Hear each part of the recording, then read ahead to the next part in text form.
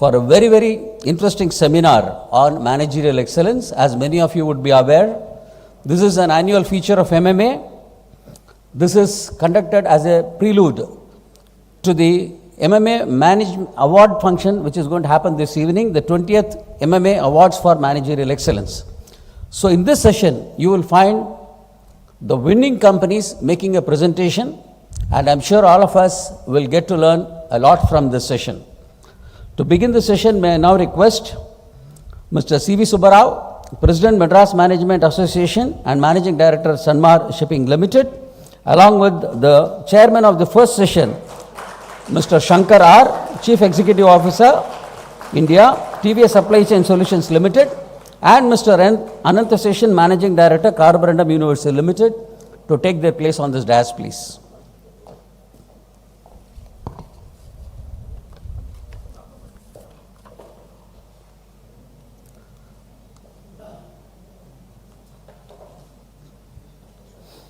Ladies and gentlemen, Mr. C.V. Subbarao is no stranger to this audience. You are all aware that he is the current President, Madras Management Association. He is also the Managing Director of Sanmar Shipping Limited. May I now request Mr. Subbarao to deliver his welcome address.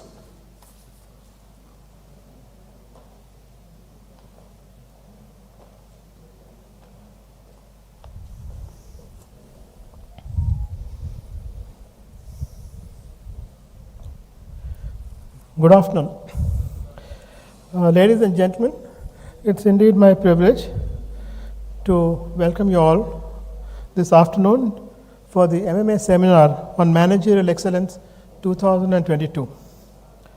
I extend my warm welcome to all the dignitaries, invitees, distinguished past presidents, my colleagues on the Managing Committee, members of MMA, AIMA Awardees, chairpersons for the various sessions today, and members of the media who have joined us this afternoon to listen to the proud winners of the 20th MMA Award for Managerial Excellence for the year 2022, and all the viewers who are watching this seminar live all over the country. The awardees will be sharing their insights on the processes and initiatives taken by them to achieve the excellence that helped them win the award. My heartiest congratulations to each one of them, and I look forward, like you all, to hearing their best practices which enabled them to win this award. Managerial excellence is a commitment by management to a philosophy of excellence. It is about making every area of management better and running the elite organizations excellently. The whole idea is to find better ways to team up, share, take responsibility, listen, value other opinions, and develop solutions that work for the greater benefit or the greater good, usually starting with the benefit of the customers. It is in this context that MMA is organizing this seminar on managerial excellence to provide the managerial wealth, expertise, and wherewithal to those who wish to pursue excellence in their managerial positions in a way to integrate parameters of performance into corporate culture. I do not wish to take this podium for too long, so I thank you all once again and very warm welcome to you all as we prepare to listen to the presentations. Thank you. Have a nice afternoon.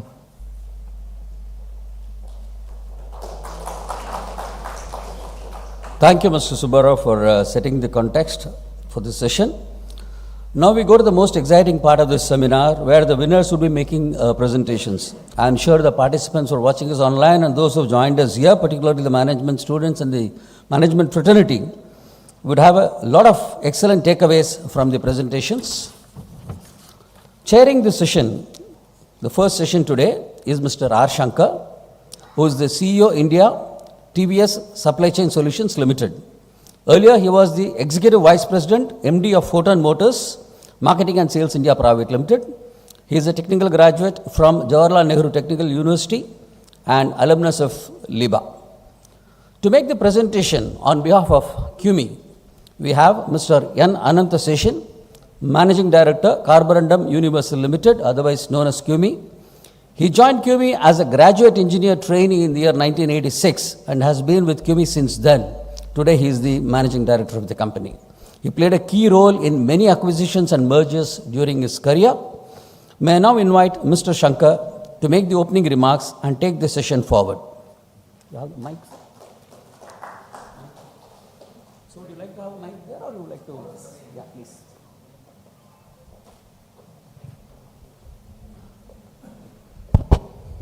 Mr. Subbarao, Mr. Anand, ladies and gentlemen, it's a great pleasure to be here to chair this occasion for the Managerial Awards.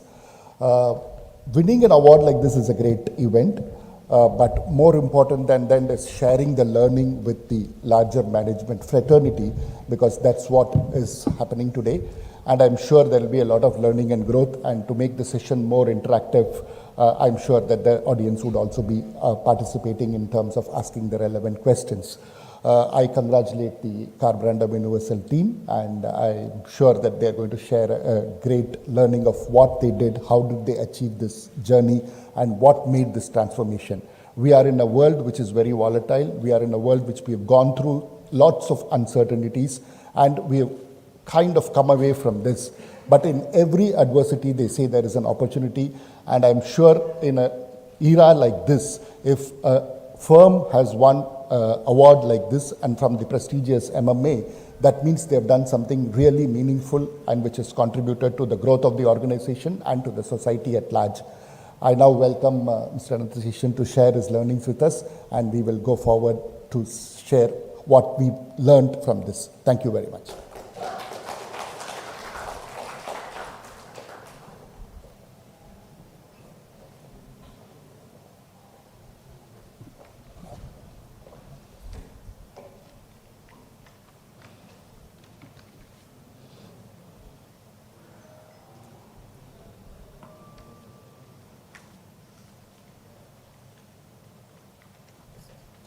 Thank you. So good afternoon, everyone. Mr. Subbarao, Mr. Shankar, ladies and gentlemen, friends, thank you very much for this opportunity, Captain Vijay Kumar and MMA, to share with the team here and people listening, watching all over from wherever they are.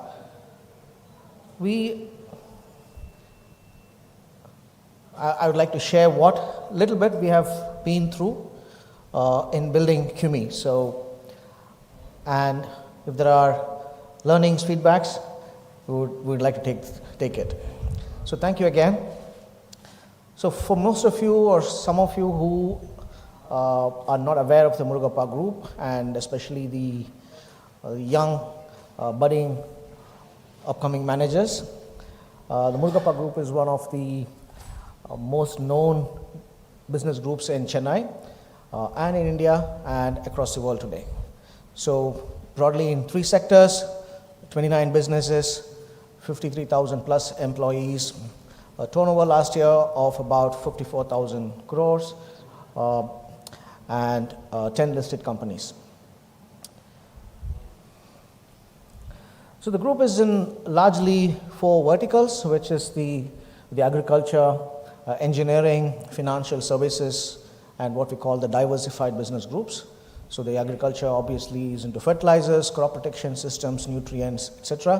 While the engineering groups are focused on metalworking, ceramics, and hardcore electrical engineering. So the financial services is into banking, insurance, and NBFCs specifically. And the diversified business groups include plantations. So these are the companies that are housed in each of these verticals. So the Paris people who are from Chennai would remember or would know Paris very well, right? And many of us in our younger days would have had Paris toffee. So, and the Paris Corner is a very iconic location in Chennai. Coromandel is into the manufacture of fertilizers. Engineering is represented from TI. Again, TI is a very, very known brand in TI cycles, basically.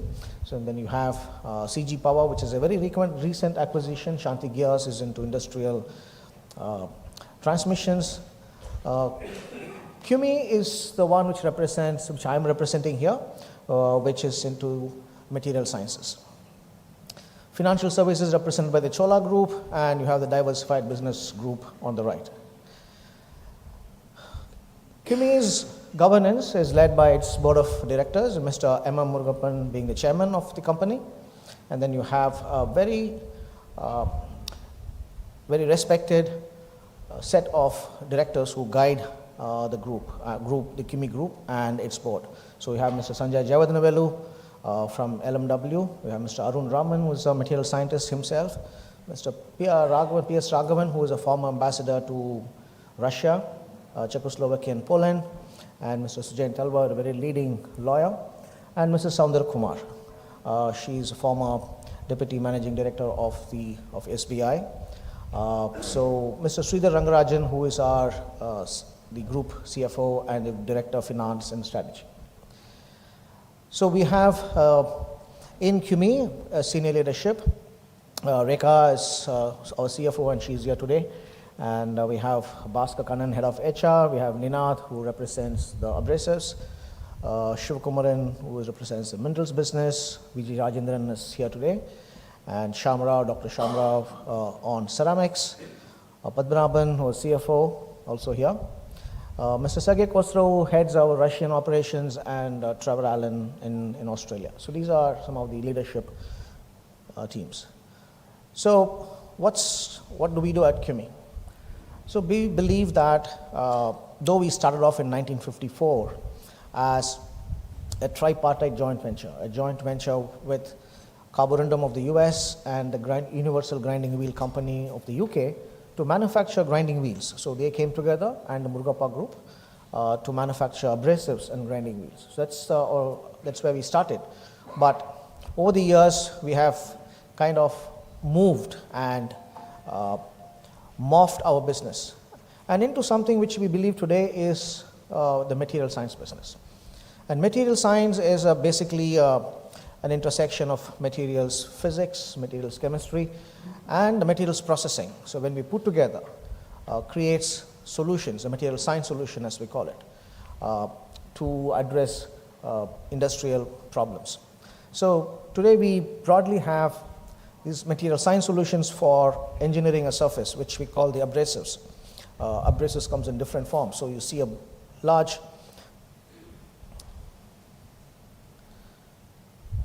range of products under abrasives. So starting from a very humble two-dimensional sandpaper, as we call it, to a very sophisticated grinding wheel, which is embedded with diamonds.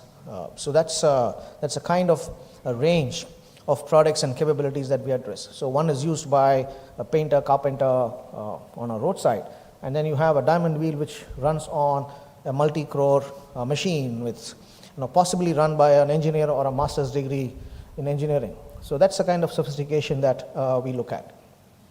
The minerals business, which is again supporting all the abrasives and what we call the thermal management products, is the basic raw material. So possibly today, CUMI is the largest manufacturer of the full range of minerals in the world.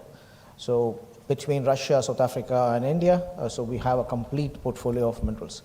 Ceramics, which is the technical ceramics, which is very highly technology intensive, addresses a range of materials properties, whether it is a mechanical strength or wear resistance or electrical resistance. This is what we do in the ceramics industry. The new age materials, things like energy storage, very technologically driven, intensive materials, which is, let's say, polymer materials, specialist polymer materials for containing energy between minus 70 degrees to a plus 200 degrees centigrade. So that's what the PCM, what we call a phase change materials. We are increasingly getting into electronic ceramics and semiconductor raw materials. Graphite and graphene, which are what people call the materials for the future. So basically, CUMI is a material science company, and it's our purpose, vision, and mission. So today we have a position which is been over 6 decades of hard work. So with a revenue of 3,300 crores and a PAT of 330 crores, last year, this is a FY 21-22, so the market cap as on today is about 13,000 crores. So this is what we are today, among the largest producers of silicon carbide in the world. Competition, and we have good competition, very well respected, very healthy competition. So you have big names in abrasives, in minerals, in super refractories, and in ceramics, and not only in India but across the world. So you have competition wherever you go, and the same competition is available in India as well. So among all these, we have been able to build a place for ourselves, and this is just a brief history of what CUMI is. As I said, we started off in 1954. Till about year 2000, we were largely an Indian company, looking at what we do locally, so built it step by step. So we started off in abrasives, went back and supported with raw materials, went forward and built the refractories and then the ceramics. But then in 2000, we said, okay, let's now move on and look at the world as a market. And that's when we started largely into our overseas acquisitions. So in 2007, we acquired the largest manufacturer of silicon carbide in Russia, where we employ about 1,800 people there. It's 100%, 99% CUMI ownership. And then with other acquisitions in South Africa, China, in Australia. So we have become kind of a truly multinational. Recently, earlier this year, in February and in April, we acquired 2 companies in Germany, and last year in October, we acquired 1 more company in India, in Gurugram. So I will show you some pictures of those acquisitions because it's an interesting learning as well. Interesting learning because all these 3 companies were acquired during the pandemic without us visiting a single location. And we do not know what we are buying, and they do not know what they were getting into. So, but it turned out very well.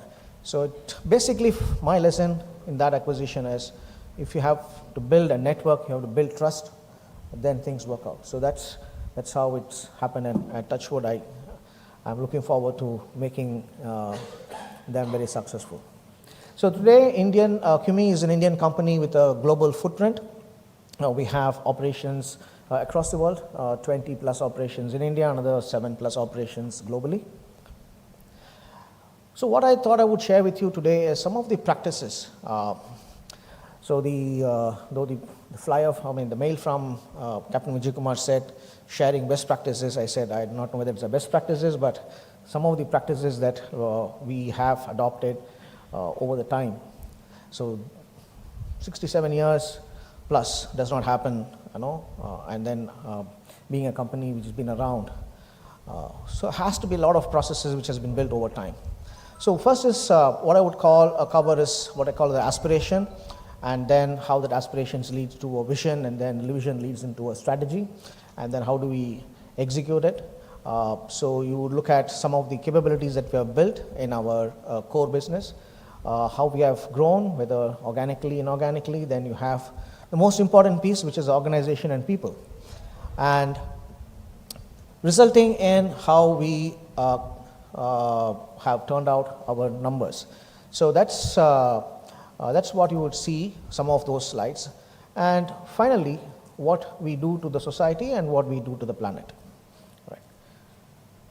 Now, this is what we call a purpose, developing a purpose and a vision and mission in CUMI. So where all the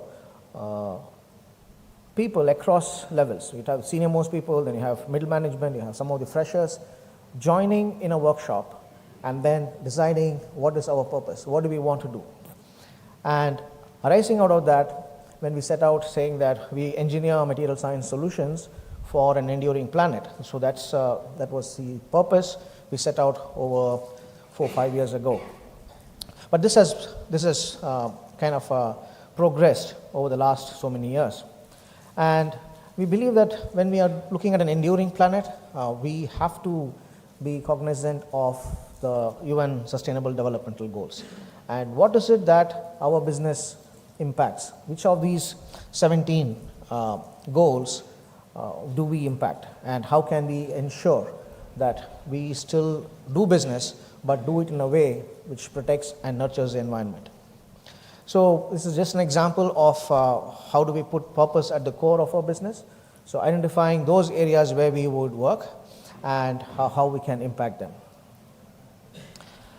And once we have that, then we have the strategy framework development, which is based on a play to win model. So we set out what is our winning aspiration, where do we want to be over the next 5 years. And once we know that, where we want to be, we have a collective vision, then we're talking about where will we play. So what are the areas that we will be competing in?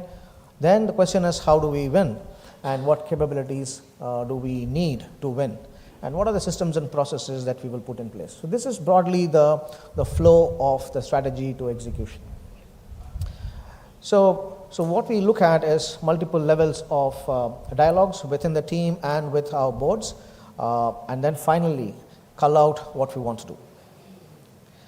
So this is an example of how do we translate our strategy into execution in terms of putting down the flow, in terms of the cascade, and then you have the staircase of initiatives, as we call it, so what we do step by step, year on year.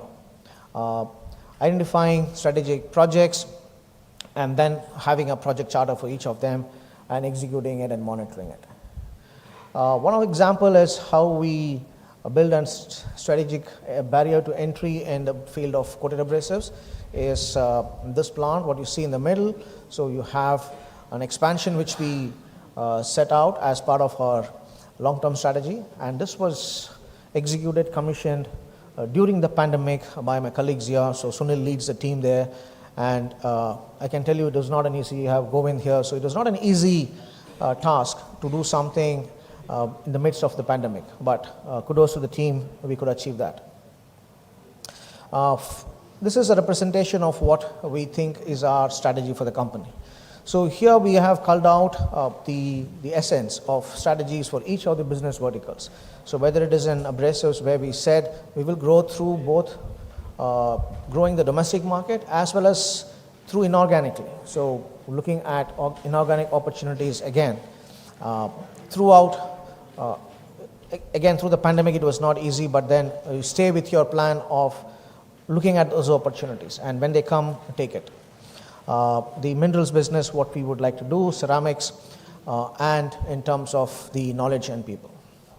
So CUMI is a very strongly integrated company. So when we started off as into abrasives and ceramics and refractories, we also looked at how do we secure our raw materials. So if it's very power intensive business, energy intensive business, so secure ourselves in terms of mini hydel power plants, and this was done about 25 years ago. So which gives you that security of operations in the future. And at the same time, we are also a company which is in a very niche space, and these are industries where you don't get knowledge or the technology so easily. It has to be homegrown, it has to be developed, and that takes time. And getting a set of people to stay and engage themselves in developing science and technology in this area is not easy.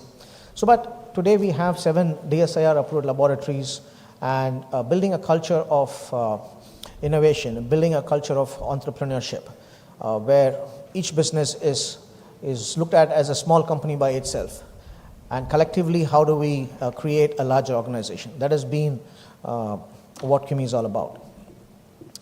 So looking at a kind of a base, processing capabilities, working with the materials, and then looking at applications. So that has been the focus at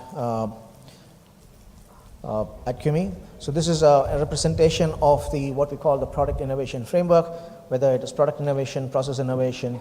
So doing it in a sustained manner, that's very important, and creating those IPs along the way.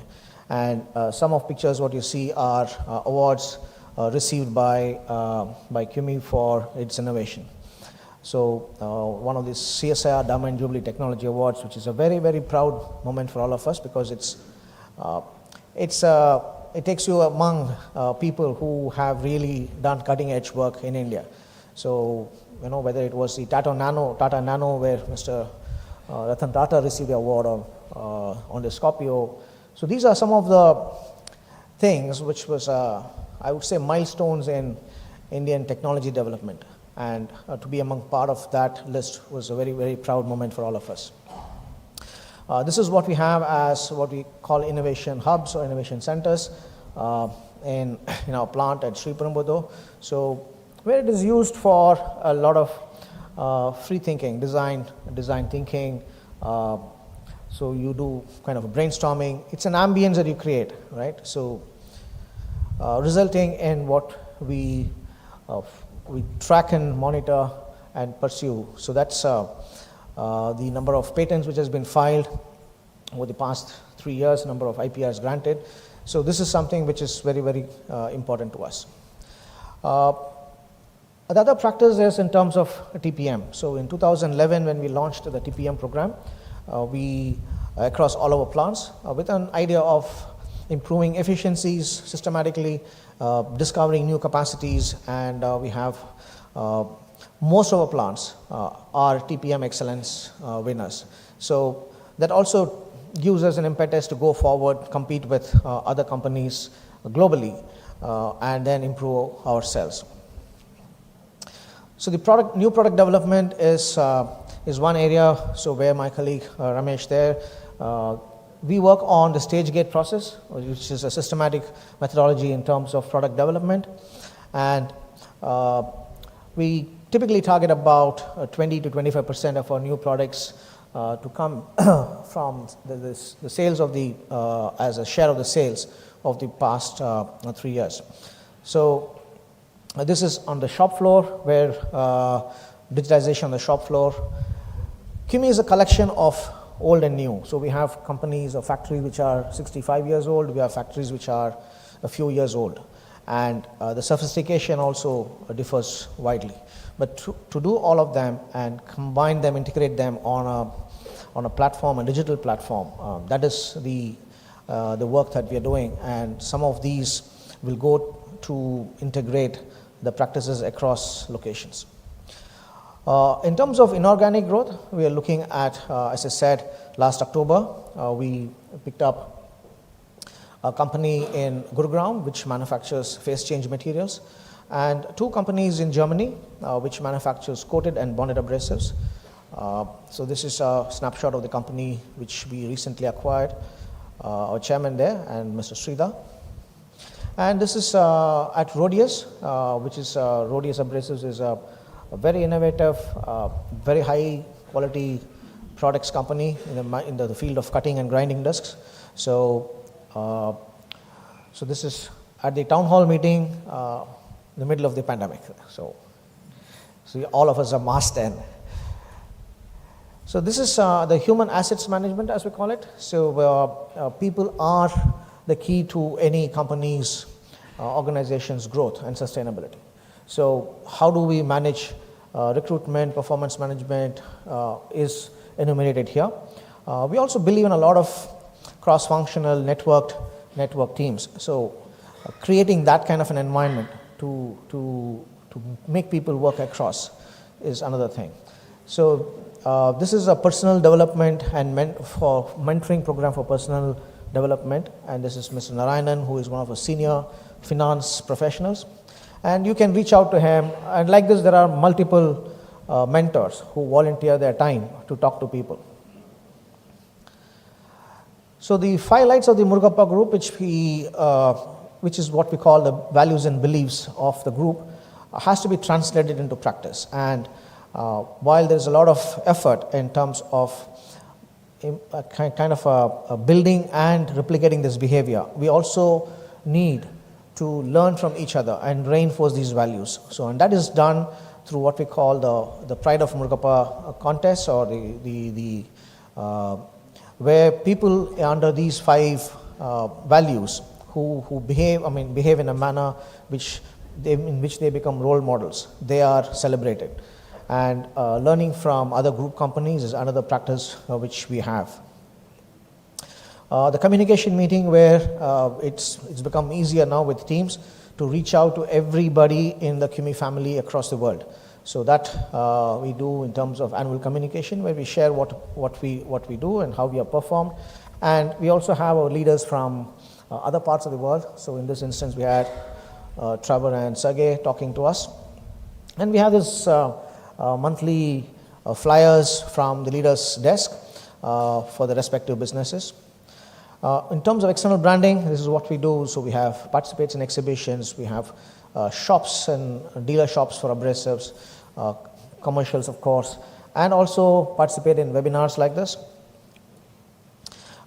In terms of succession planning framework, so we identify talent through a talent mapping exercise, what we call a 9-box matrix mapping, and then you have a critical job identification, and then the individual development plans are put in place. Planning for the next position or the succession for every position is also done. Resulting in a CUMI family which is very, very diverse and vibrant. So we have teams from, here is from Australia, so we find from Russia and other parts of the world. In terms of our regular review practices, we have the strategic reviews, which is what we call long-term strategy review, and a balanced scorecard evaluation. So and the operational reviews, which are annual, monthly, quarterly, and annual. And we have the other reviews, which are the performance appraisal reviews and the capex reviews, and the risk management review, which is also now come into place over the last 2 years. Some of the corporate functions which address all the functions across the company in terms of finance, accounts, HR. Then you have the central shared services, which makes things much faster in terms of digitization of processes, and the information technology, which kind of pulls together information from across the world. All of this resulting in what we call a very consistent growth and higher margins. And irrespective of the conditions we are in, the fact that we are in a multitude of businesses, geographies, applications, end use, gives that balance in terms of seeing through tough times. So with one industry up, another industry down, but overall we ensure that we stay steady and grow. And this is the last year number, about 3,300 crores. And in terms of EBITDA margin, moving up over the last few years from 13% to 18%, and the net profit margin moving from 4.6 to 10.1. Other financial parameters. So cash is key, and cash is king, and we realize that especially during the pandemic, right? So companies with cash and did not suffer as much as those which did not have cash. And it's important because that gives you a lot of security to the employees, a lot of security to your stakeholders, customers, suppliers, that you are a going concern. And being prudent with cash is one of the biggest learnings for all of us in the group. So we drive cash generation very, very closely. In terms of a debt, we are a debt-free company over the last 3 years, and this is despite investing close to about 700 crores in acquisitions, we are still a debt-free company. So what we do here in terms of our responsibility to the planet, we set out our 25-25 goals, right? So while we do business regularly, and it's a business which we have to run, we also need to run business which looks into the future, ensures that we don't do too much of a damage to the future, and and kind of maintain it for the next generation. So our goals for the year 2025 is to reduce the intensity of manufacturing. So whether through usage of water, the emissions that we let out, the waste that we generate, or the energy that we consume. So all of them should go down by 25% from the current. So that means it's a lot of work at every function, right from the R&D to technical to manufacturing and beyond. So that's our commitment in terms of being there for the environment. We also focus on our communities, so where even before the government mandated the CSR initiative, the Murugappa Group has a reputation of supporting education, health, medical infrastructure. So that's what we do across wherever we are located. And in Ambattur and Avadi, most of you know, are the Ivan Stedford hospitals, or in Thiruvatiyur we have the Vellayan Chettiar schools or Murugappa Polytechnic in Avadi. Up in the north, we do a lot of work with WOCHAD in terms of healthcare. These are some of the awards that has been received across the company for various initiatives, whether it's a TPM or innovation or reporting of our results, where we are, the last 3 years we have been getting recognition that the reporting standards. So we are so very transparent in sharing what we do. So this brings to an end our practices. Thank you so very much.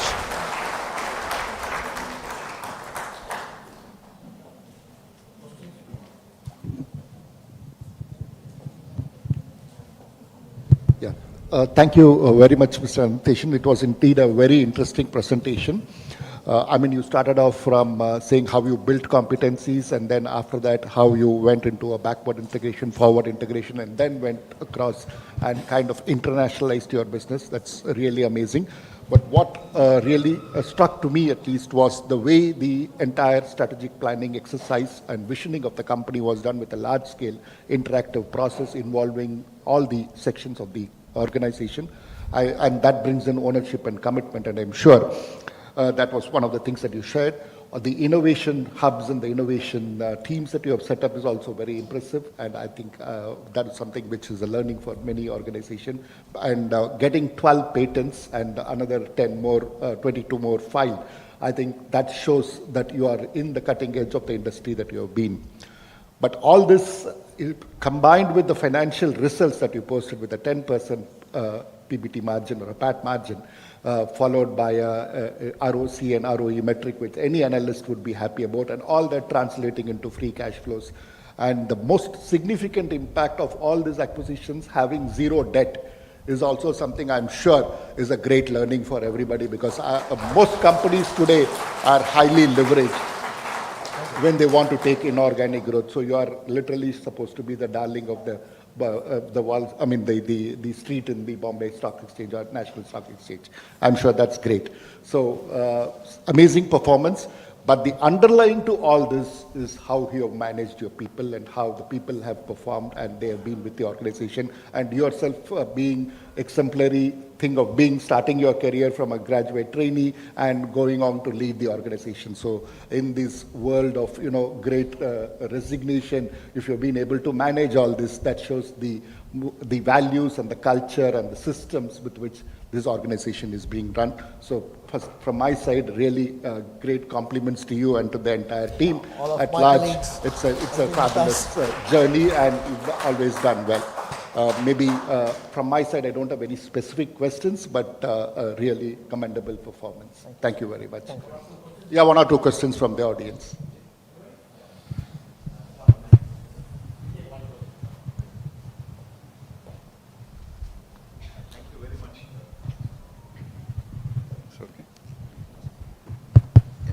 Thank you very much. It was a marvelous presentation. Thank you. Slide 28, I found a word that even Google Uncle couldn't help me with, actually. So, what is proto-scenting? I saw the word proto-scenting in your slide. Which one? That was slide number 28, actually. Yeah.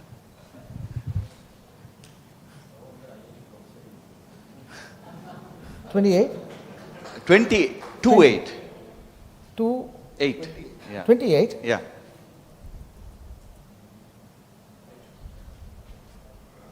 Yeah? There's a proto-scepting. I was just desperately trying to find that out, and rapid prototyping I've heard, but proto-scepting I haven't heard. Spiral development, rapid prototyping? Yeah. Yeah. So maybe that's a typing error. Prototyping, I guess it's No, it's all right. Could be there, but I was desperately process trying to of find creating a prototype is... out. No problems. No problem. Thanks a lot. That's all. Thank you. That was a marvelous presentation. Yeah. Thank you very much, Mr. Shankar, for chairing the session and for summarizing the session presentation for us. Thanks, Mr. Anant Session, for this insightful presentation. May I now request Mr. C V Subbarao to give away mementos to Mr. Shankar as well as Mr. Anant Session, please.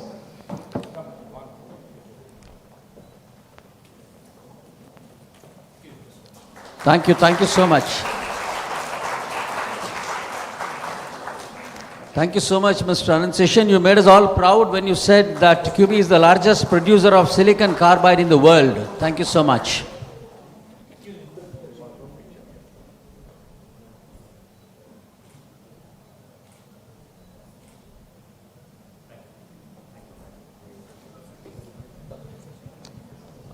I'll now request Mr. Subbarao to please stay on and chair the next session. To make a presentation on behalf of TANFAC, which is the next organization winning the award in the manufacturing sector today, we have Mr. Senthil Nathan. May I request Mr. Senthil Nathan to please take the place on the dais, please. Ladies and gentlemen, let's welcome Mr. Senthil Nathan with a round of applause.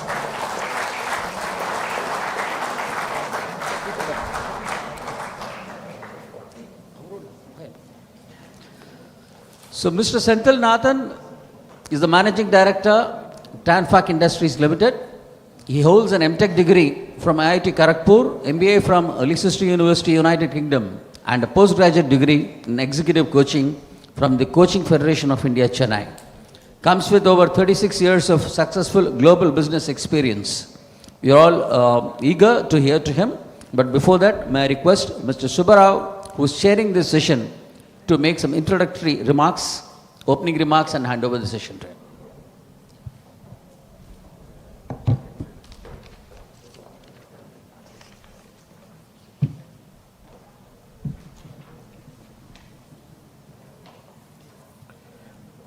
Ladies and gentlemen, let me introduce to you Mr. Senthil Nathan, Managing Director, TANFAC Industries. He is the Managing Director, TANFAC Industries Limited, which is a part of Anupam Rasayan Group in joint venture with TIDCO of Tamil Nadu government.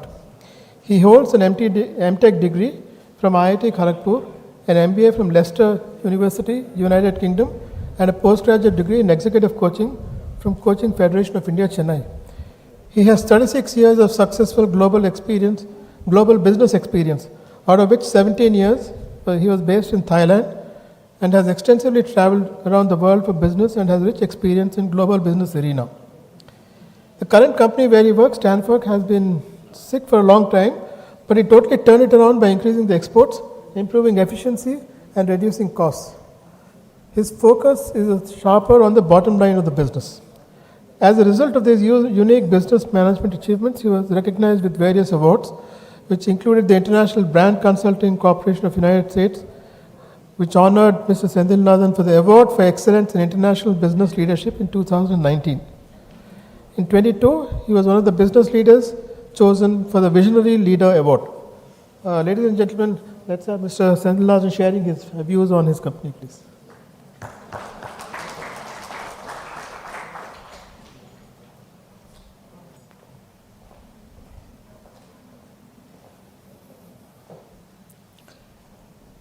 Good evening, ladies and gentlemen. It's my pleasure to be here to present on the success story of TANFAC. TANFAC is a joint venture between Anupam Rasayan and TIDCO of Tamil Nadu, and it is listed in the Bombay Stock Exchange. 3 months before, this was part of Aditya Birla Group. Aditya Birla Group disinvested its shares to Anupam Rasayan. And this company, it was impressive to see the QMI's numbers. Our total turnover may be their PAT. The total turnover of our company may be the PAT of QMI, but it is such a small company with big problems. The company is small, but problems are big. But here we are going to see how we surmounted the problems and Whether we achieved success or not, I want you to tell. I mean, I can't say whether we are successful or not. Okay, with that, these are the products. The black ones are the ones that we buy from the market, and the blue ones are what we make, and the numbers are the installed capacity. Actually, this company was a company that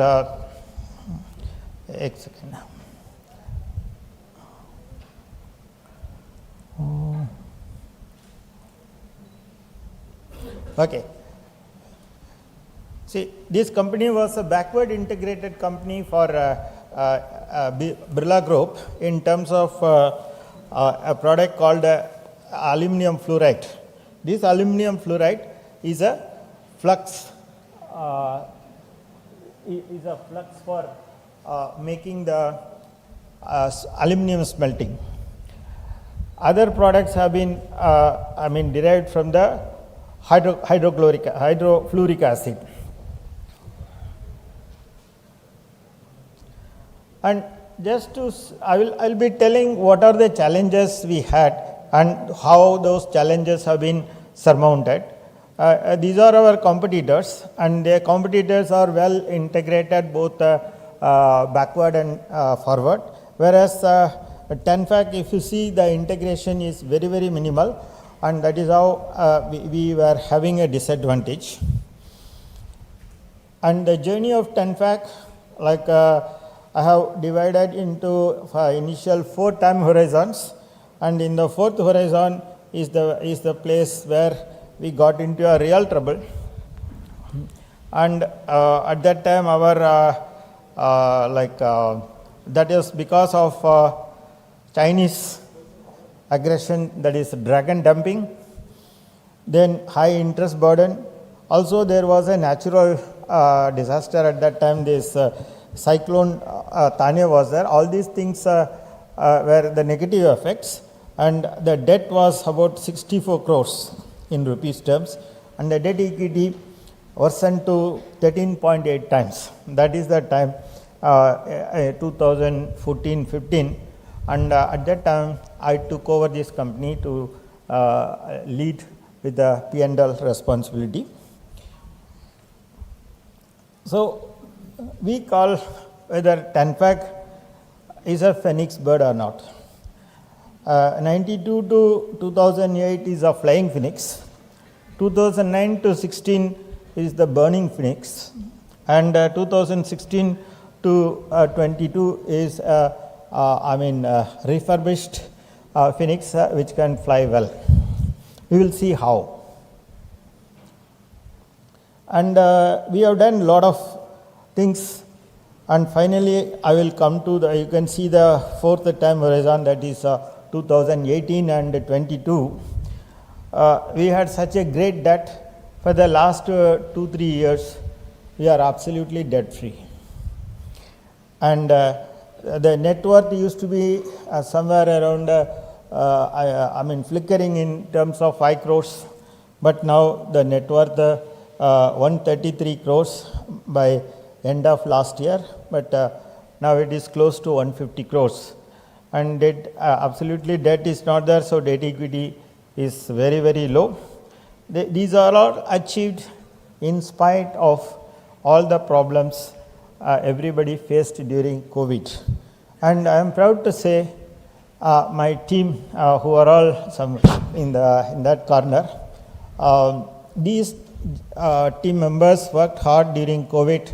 Like April, the month April 2021 last year, our company was the only company which made 50 lakhs on the EBITDA side.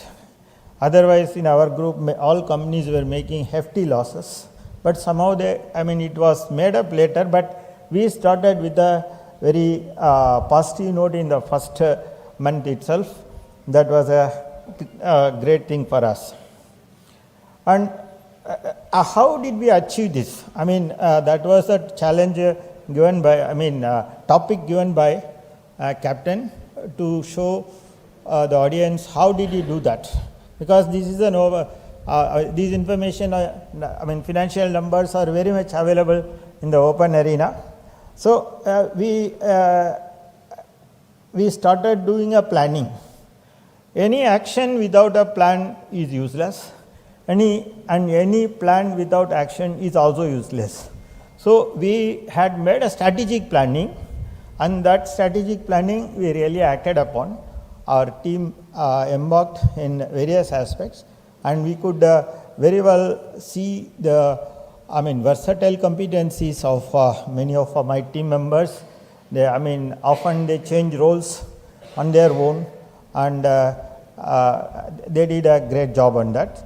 So basically, the standard questions: where do we stand now, and where do we want to go, and how do we go?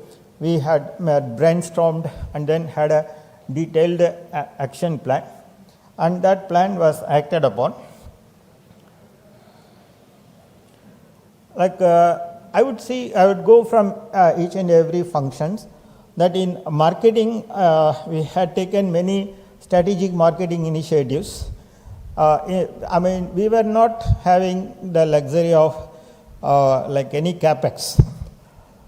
We had gone for customization of products, so that was an easy option and less cost option, and understood needs and wants of the every customers. Customers were visited by cross-functional team, and right pricing strategies were worked out for each customer, and customers were segmented in many ways. One such way is by their loyalty and profitability. I'll just show that. This is the customer segmentation. I have borrowed from the Harvard Business Review article which appeared in 2002. This is a very powerful tool which I used in my stint in Thailand. I was global marketing head for a product called epoxy resins, and for that epoxy resin I have used this. Generally people try to be in this area because they want to have a maximum top line, and they try to ignore the bottom line.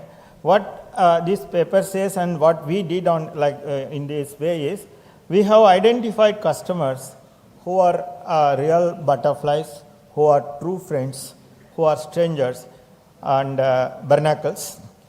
True friends are the ones who have high profitability, who give us high profitability and high loyalty, and we would like to stay with them on a very long-term basis. And if you see,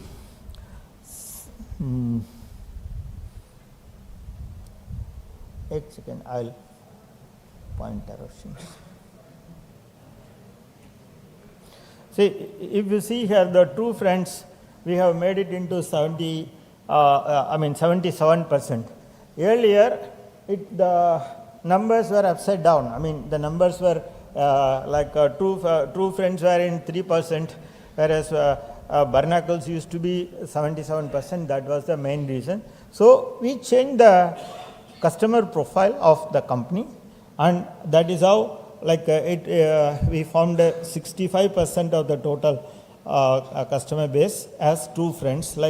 Now our endeavor is to convert the butterflies and the barnacles into true friends, whereas the strangers, let them be strangers. That was the idea. And sometimes they come when there is a scarcity, they come to us. At that time, we treat them the way they have to be treated.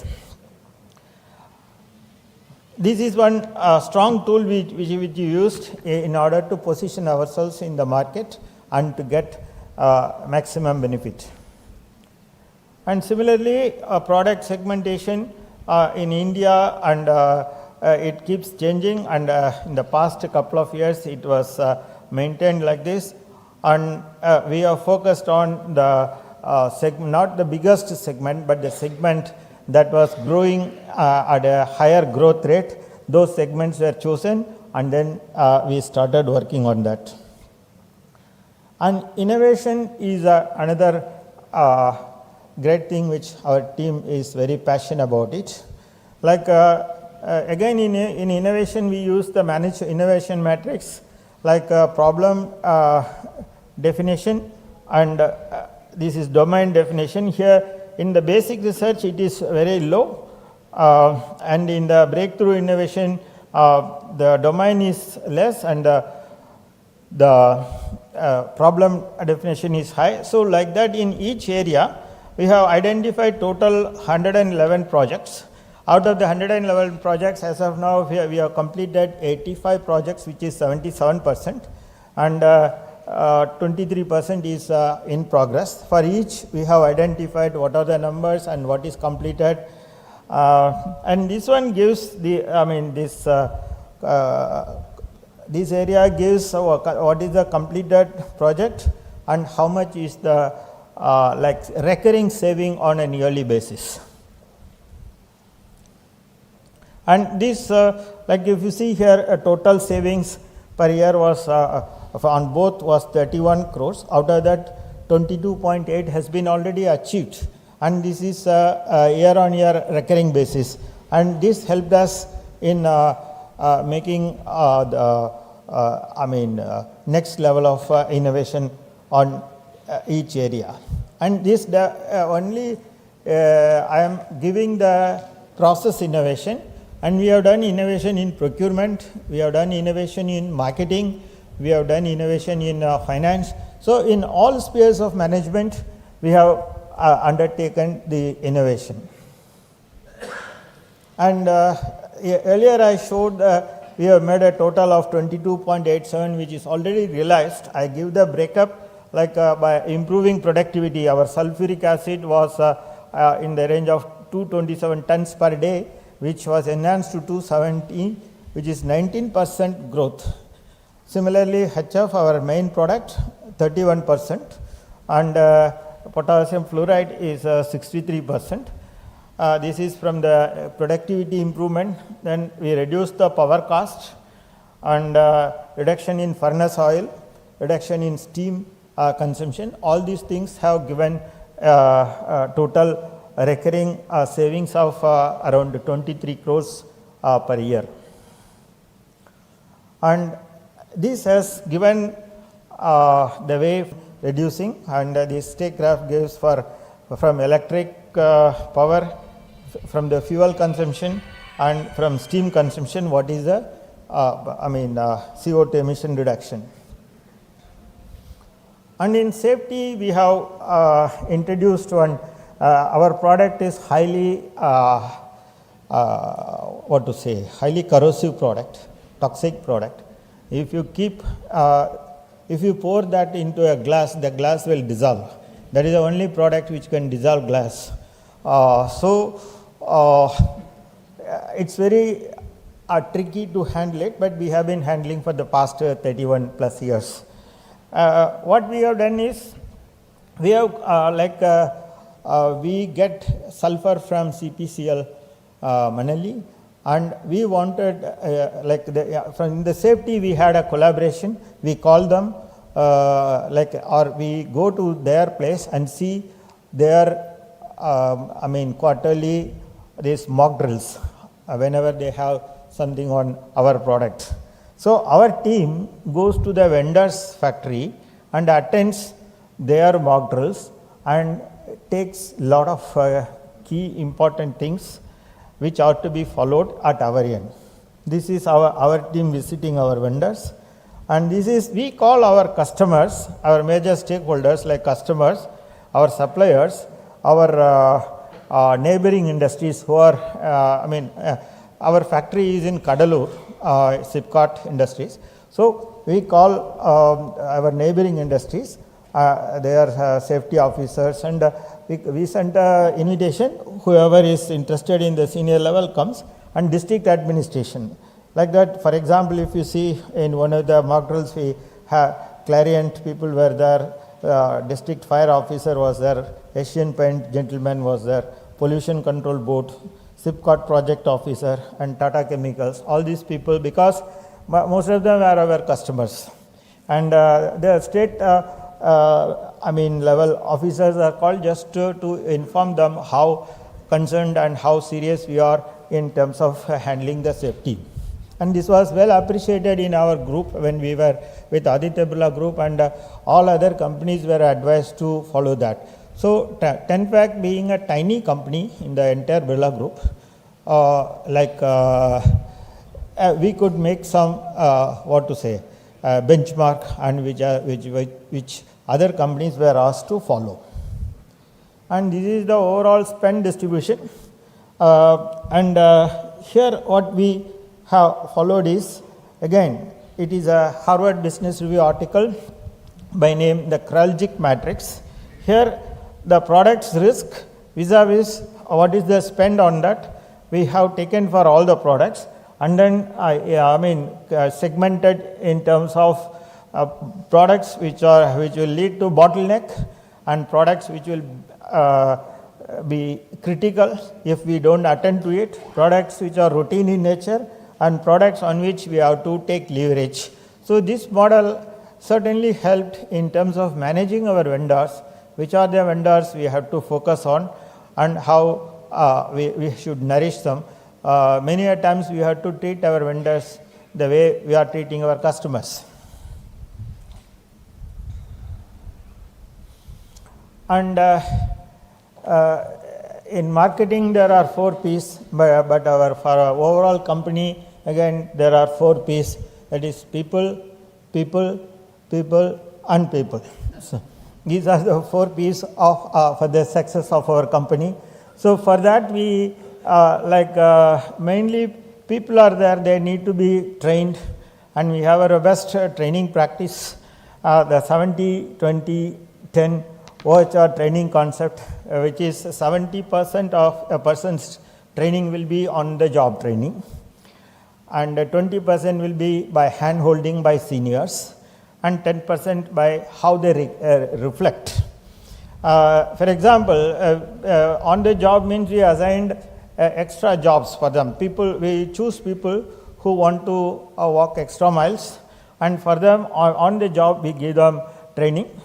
And we have mentors for a group of people, and I myself is a executive, I have a master's in executive coaching from this Madras based institute, the Coaching Federation of India. So we have 20% earmarked for that. The last 10% is I would like to take a small quote from Tirukural. I hope most of you know Tirukural. Karke kasadare karpavai katrabin nirka adarkita hai. So all the training what we give is kasadare karke, up to that we take care. But no one takes care on the nirka adarkita hai. That means you have to implement. We found there is a big gap between your knowledge and the way you implement it. That is a big gap. And for example, you have to wear helmet. It's not a very big thing, and you need not have to be trained, but still they don't wear.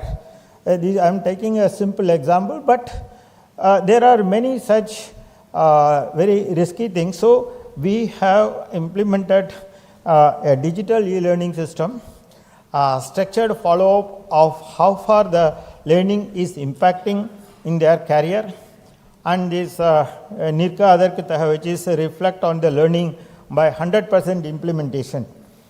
This has been very successful. For the past 3 years we are taking this up, and people are excited about it, and we give ratings, and this is included in their annual KRA. So people are very serious about it, and they are passionate about it. And these training man hours are in a year, year on year it is increasing. Last year we had 17,747 man hours, and that is distributed into in-house training, external training, and e-learning training. And in 2020-21, external was less because of most of the year we were suffering outside visitors because of that corona. And I myself take it as a important thing to nurture a lot of young talents.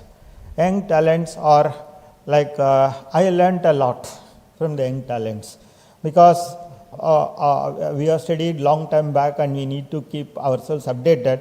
One of the ways of updation is talking to the youngsters. And I talk to youngsters. That way, I had started that number, number of interaction tracking for year-on-year basis with young talents. And they get motivated when they have such a like a discussion with the senior leadership. They get excited, and this privilege is given to select people who have less gap between the knowledge and application and who has many different performance criteria. And there is one unique thing in our organization called VIBES, which is the Employee Satisfaction Index. Before I started leading this company, the satisfaction index was 78 on a scale of 0 to 100. After it is done once in 2 years. It is done in a very, very anonymous way, and nobody will know what they have given the rating.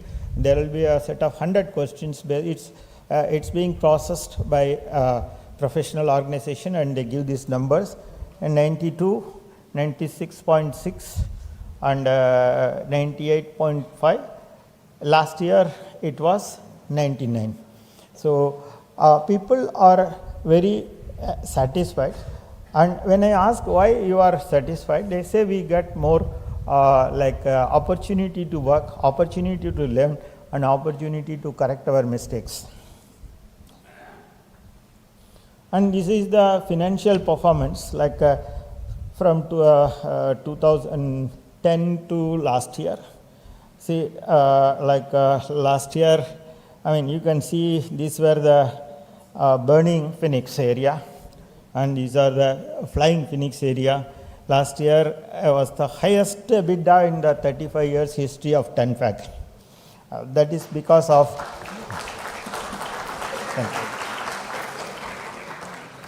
this is because of my team. My team, they want to be versatile. The HR head, he sees to that within a week, April 1, we were asked to close the factory because of COVID, but he saw, we were the first company in the Kadalur to restart, because we were making a product that was used in the manufacturing of a drug for the treatment of COVID affected patients. With that, we went to the state, to the district administration. They immediately gave, and that product we started making.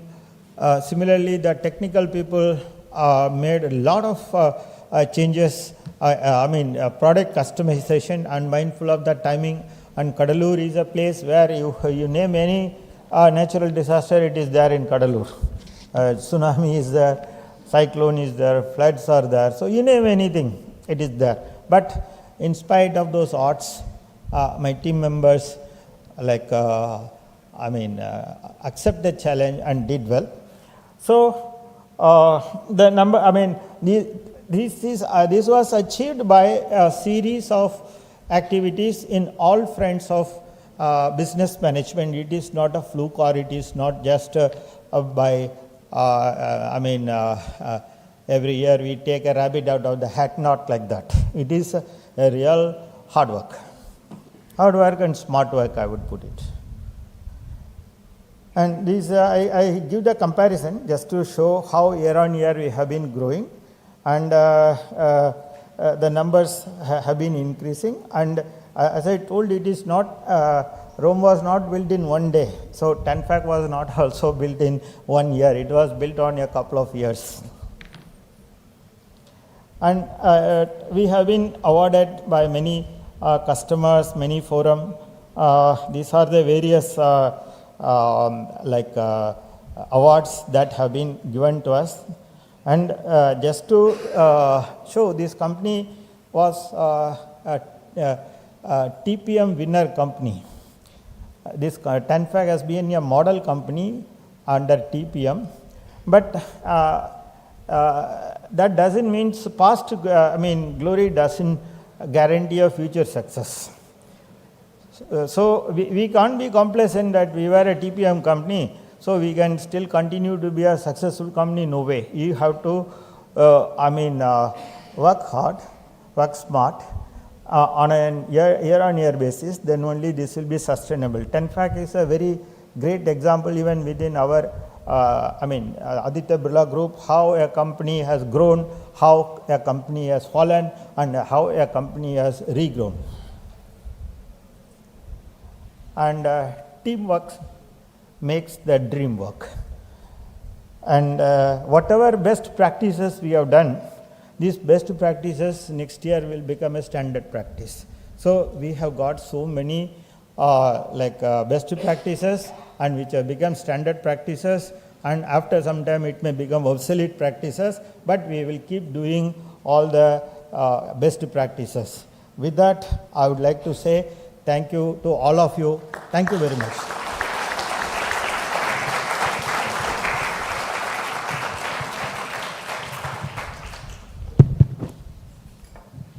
Thank you, Mr. Sendilan. It's a wonderful presentation. We can clearly see people matter in your organization, and you have, it's easier said than done, but I think you seem to have achieved a lot of engagement with people, setting up standards and also getting it recorded, how well the organization is vibing well with the people. Of course, you brought down the 3 facets of how to strategically plan. Where are we today? You said a small company with big problems. That's where you were actually one day. And where do you wish to go? You said, I will double my revenue, triple my EBITDA. I think you achieved that too. Yes. You can see that your EBITDA margin is at 25%. And if I have read it correctly, is your ROC is 115% last year, yes, which is a tremendous score for someone to see that. I particularly liked your customer segmentation, which I think I'm going to take it home as a takeaway from your presentation. And I think your innovation is another key feature of how you have driven costs down and driven productivity up. So overall, you didn't leave out anything on the emissions. You've met the ESG goals too. And I think overall it's a wonderful presentation, obviously reflecting the way you move the company ahead. Ladies and gentlemen, a round of applause, please. And if you have any questions, Yeah, one small request. My team members are there. I would like to ask them to stand up just to, stand with me. Please stand up, my team members. Yeah.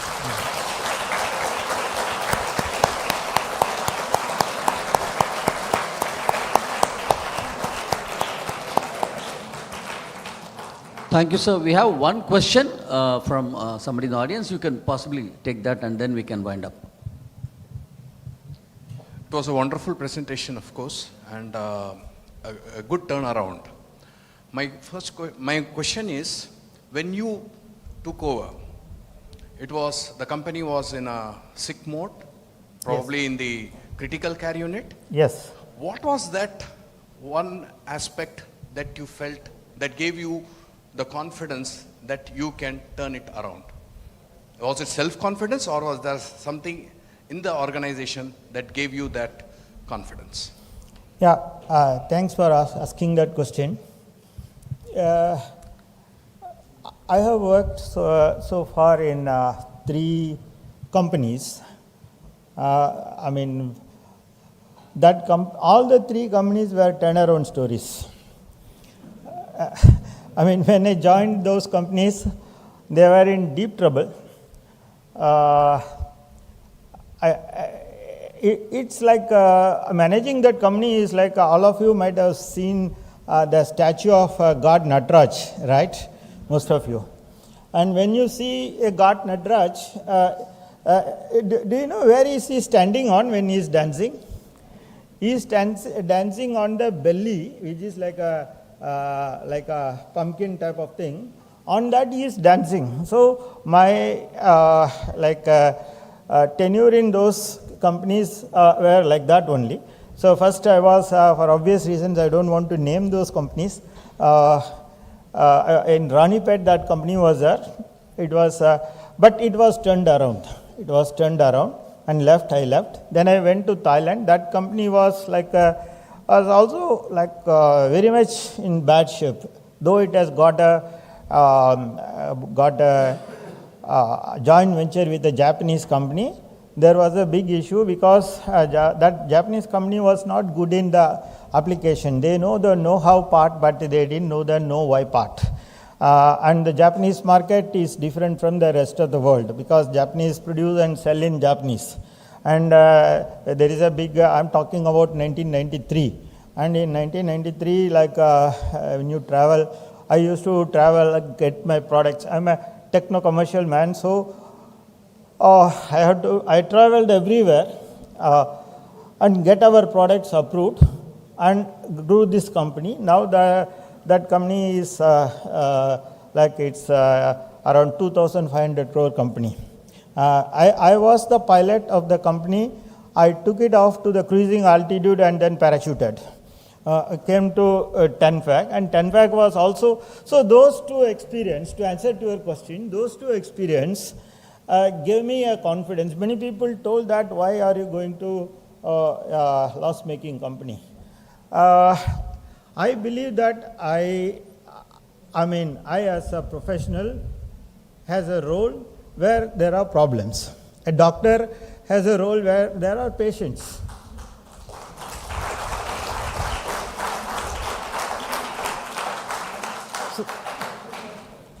Thank you so much, Mr. Senthilnathan. That was a fantastic presentation. May I request Mr. Subbarao to give away a memento to Mr. Senthilnathan, please.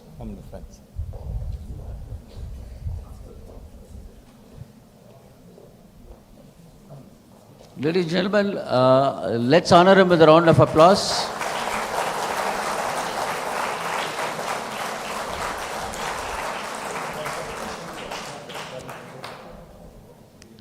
Thank you. So we now move to the services sector, and for this session we have Mr. Suresh Jain, Managing Director, Kesar Gift Mart, who will be chairing the session. May I request Mr. Suresh Jain and Mr. Kedar Ranjan Pandu, CEO NTCL, to take their place on the dais, please.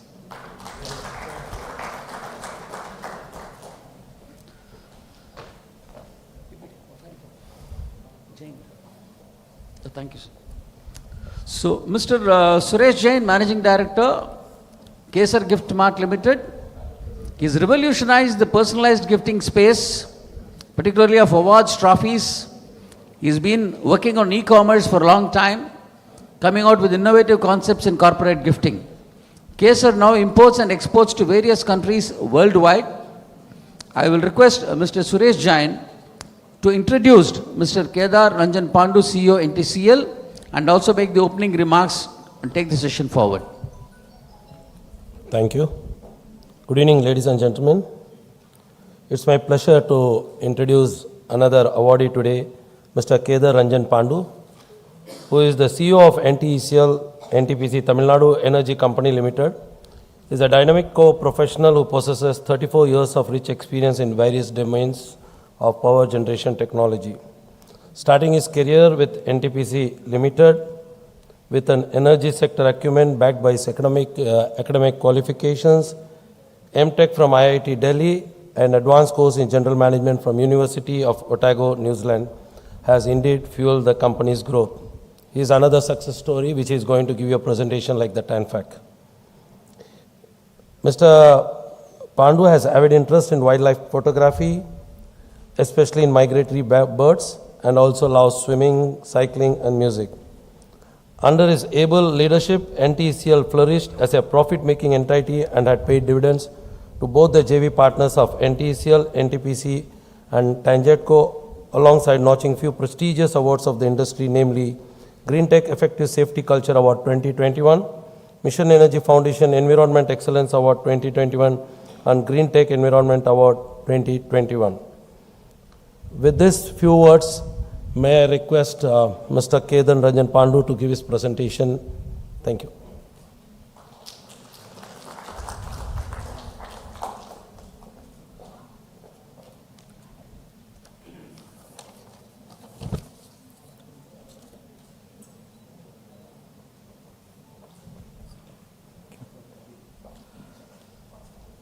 Thank you, Mr. Jan. And a very good afternoon to you all. This is in more.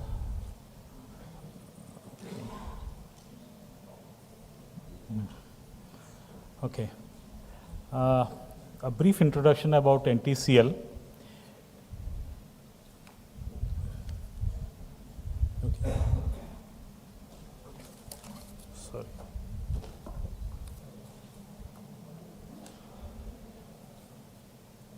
Yeah. A brief introduction about NTCL. NTCL is a company, relatively unknown entity in Chennai, I suppose. It's a small JV between NTPC and Tangentco, both big companies. And it started in the year 2007. It was a prestigious company at that point of time because it was the first project of NTPC in Tamil Nadu. The foundation stone was laid in 2007. Project was established as a mega power project by the central government, and it had a humble start from a salt pan land. The salt pan land, this land was not being used as a salt pan when we took over, and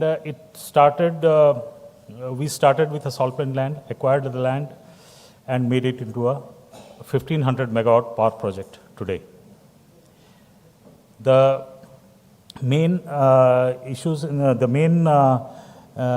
highlights of this was the least land acquired power plant today.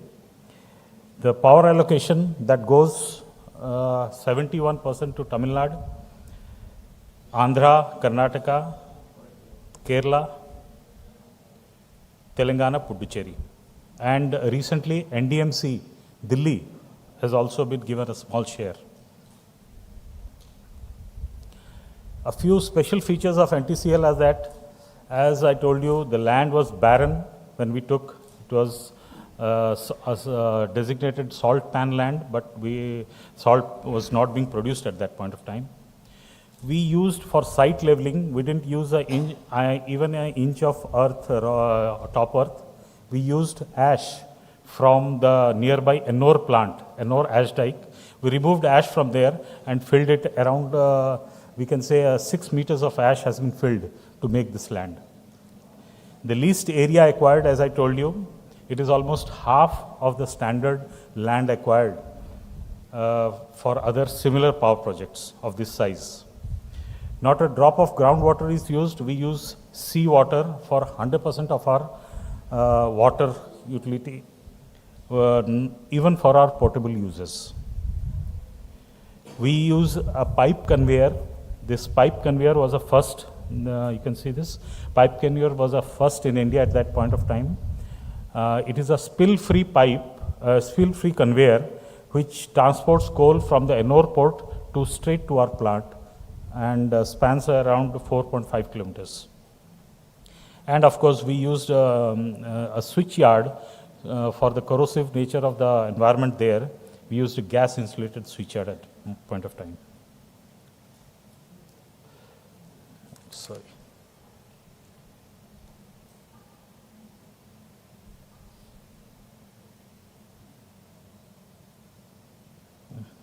I skipped, I'm sorry. Yeah. So, with this unique features, this plant was supposed to operate at a quite good level of operational performance. However, we had our initial problems in the first phase. The operations, commercial operations, it started in 2015, I suppose, and from 2015 it had been on the red. Most of our units were working in a very low efficiency level. We had our own problems because we were using seawater for our cooling towers, which was a first in NTPC. NTPC did not have the experience of that kind because NTPC was running this plant at that point of time. Still does. The management is with NTPC right now. So seawater gave a lot of problems to our boilers. We had a lot of tube leakages. Our efficiency level had gone down. Forced outages were quite a lot at that point of time. Then slowly over the years, we have been working on engineering solutions to our problems. And in 2000, but engineering problems also entailed at a cost. And so we could not keep our cost of the per unit cost at a low level or at a viable level where we could have a demand for generation. We have around, in the state of Tamil Nadu, we have around 15 to 20 competitors of power plants, both central ISGs, independent producers, and IPPs, private IPPs. So slowly over the years, after our engineering solutions came into light, our this efficiency levels increased, and for the first time in 2021, we registered a profit of around. We registered a profit. We had a PAT of around 326 crores. PAT around 210 crores and just 220 crores. However, in the subsequent years, that is 21-22, we could achieve a PAT of around 798 crores. This was because of the results of our years and years of toil and innovations that we could find out that we had this kind of profit at that point of time. However, between 2021 and 21-22, a lot of effort has been done in addition to what was done before, for which we could achieve such a stupendous growth on this. Our commercial generation, as you can see, it has increased, doubled almost from, let's say, 4368 million units to 7913 million units. This was basically we could keep our rates competitive. Our plant load factor, we call it the capacity versus the generation, actual generation. It's a ratio. It doubled from 33% to 60%. The way it operates is that Tamil Nadu has a lot of renewable energy. It has wind energy, a lot of wind energy. So during the wind season, when the wind power comes into play, our units are told to shut down. They are said that we don't want your power. You can shut down your units. We'll give you fixed cost. That is the capital cost per unit charges. So normally we used to have a very good holiday between May, June, let's say end of June to around September. We would have a holiday, our units will be shut down, people will go on leave, and those things were, it was such a regime. And whatever maintenance and all, we could easily do it at our leisurely pace during that time. It came as a surprise in 2021-22 that we didn't have even one RSD, that is reserve shutdown, despite the wind being of that level. And this year also, I think 3 days back, we had a total wind energy of 116 million units per day in this Tamil Nadu. That was the highest ever wind energy, but we didn't have even 1 day shutdown. And now we are operating at a PLF of around 83%. That is the capacity of 83, we are operating at that. So this is of course, the demand of Tamil Nadu has helped us. Demand of Tamil Nadu after COVID has helped us. The demand during COVID was around 12,000 megawatt, but now it has increased to 16,000 megawatt. But despite the demand increase, we have to be competitive. Unless we are competitive, we will not get the schedule. So how we have remained competitive, that is why we are getting schedule right now. And it is not only that Tamil Nadu, we are getting schedule, now it is, since it is connected to the grid, we are whatever back down by Tamil Nadu, the demand back down by Tamil Nadu, we are getting from outside. we are getting from other seasons. So that is keeping our units running more than 80%.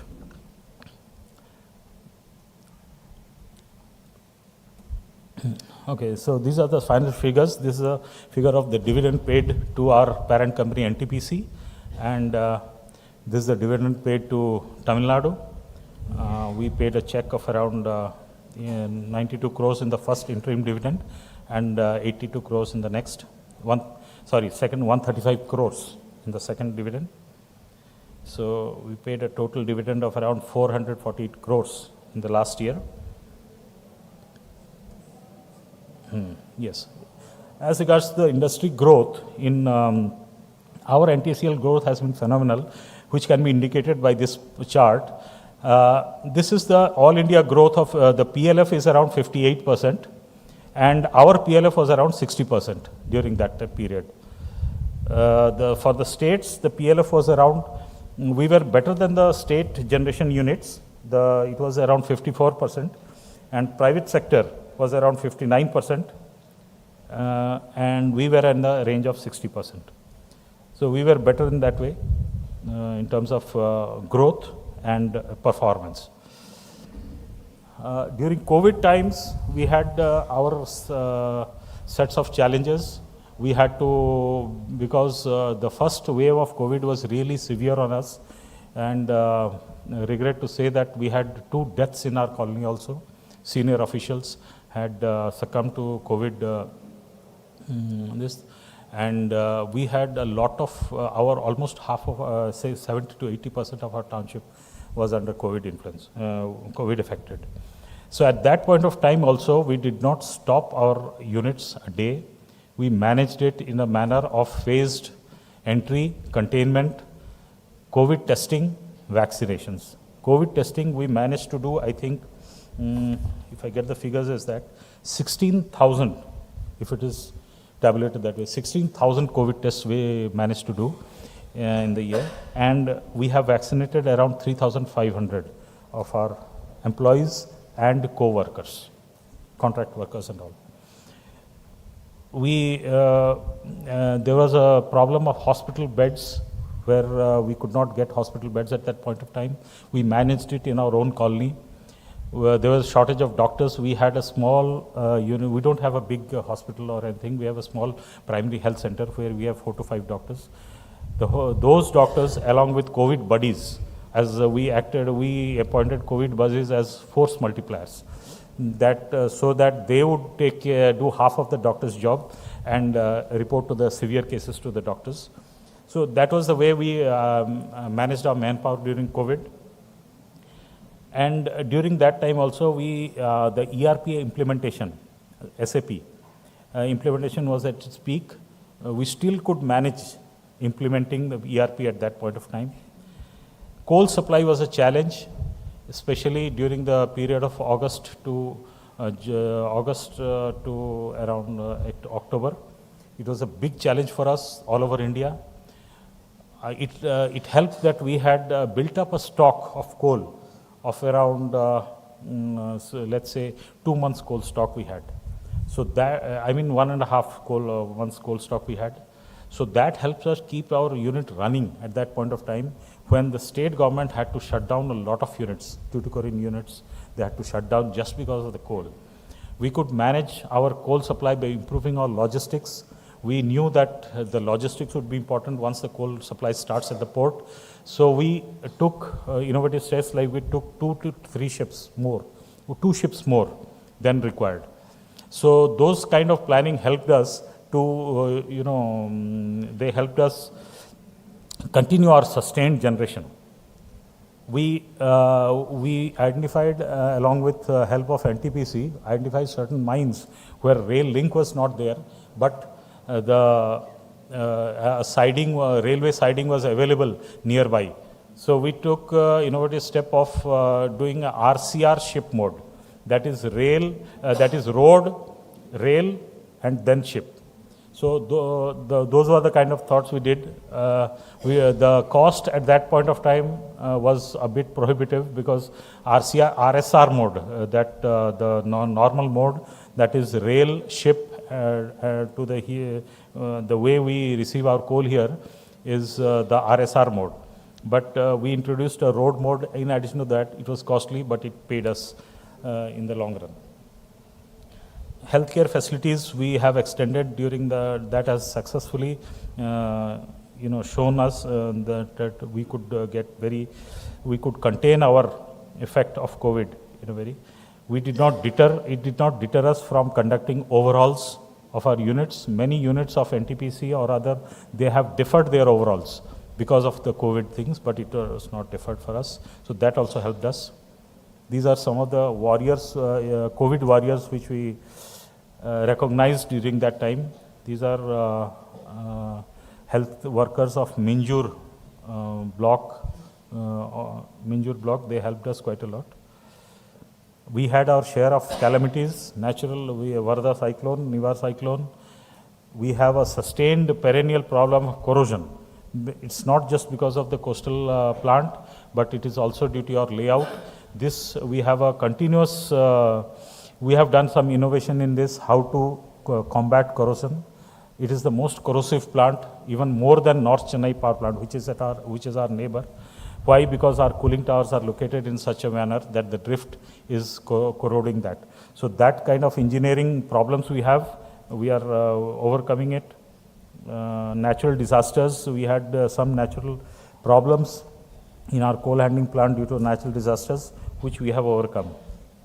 All this could be achieved by the strong workforce that we have here. I've brought my team also here. Some of them are they have worked all the year long without taking a day leave during COVID times. All of us have done that. These are some of the awards and accolades that we have received. One of them significant being the Water Sustainability Awards by Terry. This was due to our solar desalination plant, which we did for our potable use, that is drinking water. We are converting seawater using solar technology to make it a very drinkable water. And recently, that we have got BIS certification for that, so we can bottle it and sell it also. We have got a safety appreciation letter from National Safety Council for Tamil Nadu chapter also. Our safety record has, I would touch wood before that, has been quite good. We have a system of reporting our near miss and reportable incidents. We have a system of lead indicators and lag indicators. We have those lead indicators. We encourage reporting of the lead indicators quite a lot. And our lag indicators, we work on each safety measure in our daily meetings. We have a slew of sustainability initiatives that we have taken up over the time. We have a desalination plant, as I told you. Ash utilization we are achieving. We have NOx emissions and SOx emissions are quite stringent for power plants, which we have already taken our initiatives for that. NOx emissions we have got under control. Our SOx emissions for FGD, we are putting up an FGD plant. This is a FGD chimney which we are putting up. We have got energy saving certificates from BE, around 70,000 for that on each PAT cycle. We are taking care of our solid waste management too. All our ash is being auctioned out, and we have only a single ash dike in which we are discharging and taking that out, and we are sustaining through that. A lot of other LED light saving we have done quite a lot. We have done quite upskilling. We take care of our employees and contract workers through the learning mode. There are a lot of slew measures that we have done. We encourage NTPC is NTSCL encourages quite learning, and NTCL sponsors quite a lot of. Our employees have there are a lot of awards that have won, and our young people, especially young people, they have learned a lot of awards. We have a system of recognition. of award, and we give during most important days, we give the awards, CEO Meritorious Awards, Power Excel Awards, a lot of awards are there. Women we treat them as we have special awards for them for encouraging women. We have communication modes, our Vallur Vibes, it's a very digital magazine, I would invite you to see it. Andal is here, Andal, she's the architect of Vallur Vibes. We have our share of CSR initiatives, we have a slew of measures we have done. We are taking care of nearby villages quite a lot in all areas, health, sanitation, infrastructure, and solid waste management, including recharge. These are some of our ladies club is an active member. We encourage ladies club and recreation club for CSR activities and other activities that are there. These are some of the images, ladies club. These are recreation club activities. Township, we need it to be vibrant. So we encourage all this. They are enjoying. And this is one of our shopping centers that we have built in our township. This is a glimpse of our township there for the people to be happy. A swimming pool, ladies club building, and all NTCL is a mini India. We speak the same word in a lot of languages. That is NTCL. Thank you very much. Welcome. Thank you so much, Mr. Pandu. I think due to paucity of time, we are not taking many. Just maybe take one question. If there is any, yes, sir, please. I'll give you the mic 1 second. And thereafter, you can conclude. 1 second. Sir, what is your cost of energy production and what price do you sell them, sir?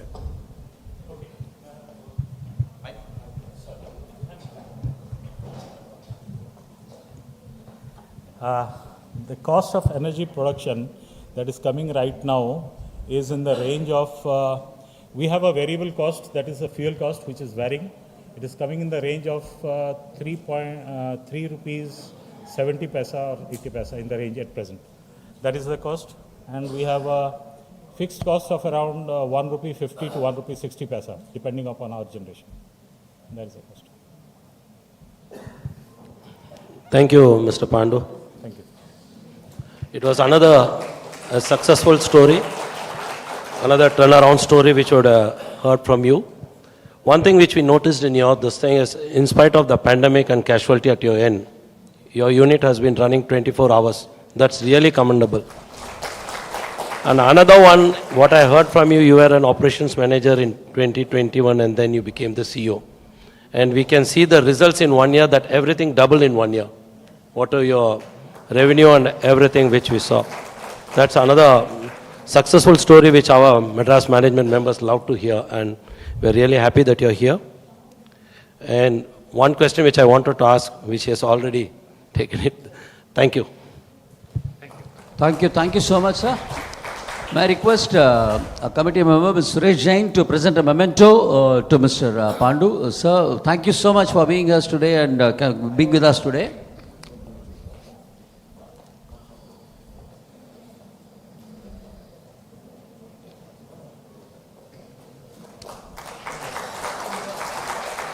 Ladies and gentlemen, it deserves a big round of applause. I think we are having power in Tamil Nadu, courtesy Mr. Pandu and his team.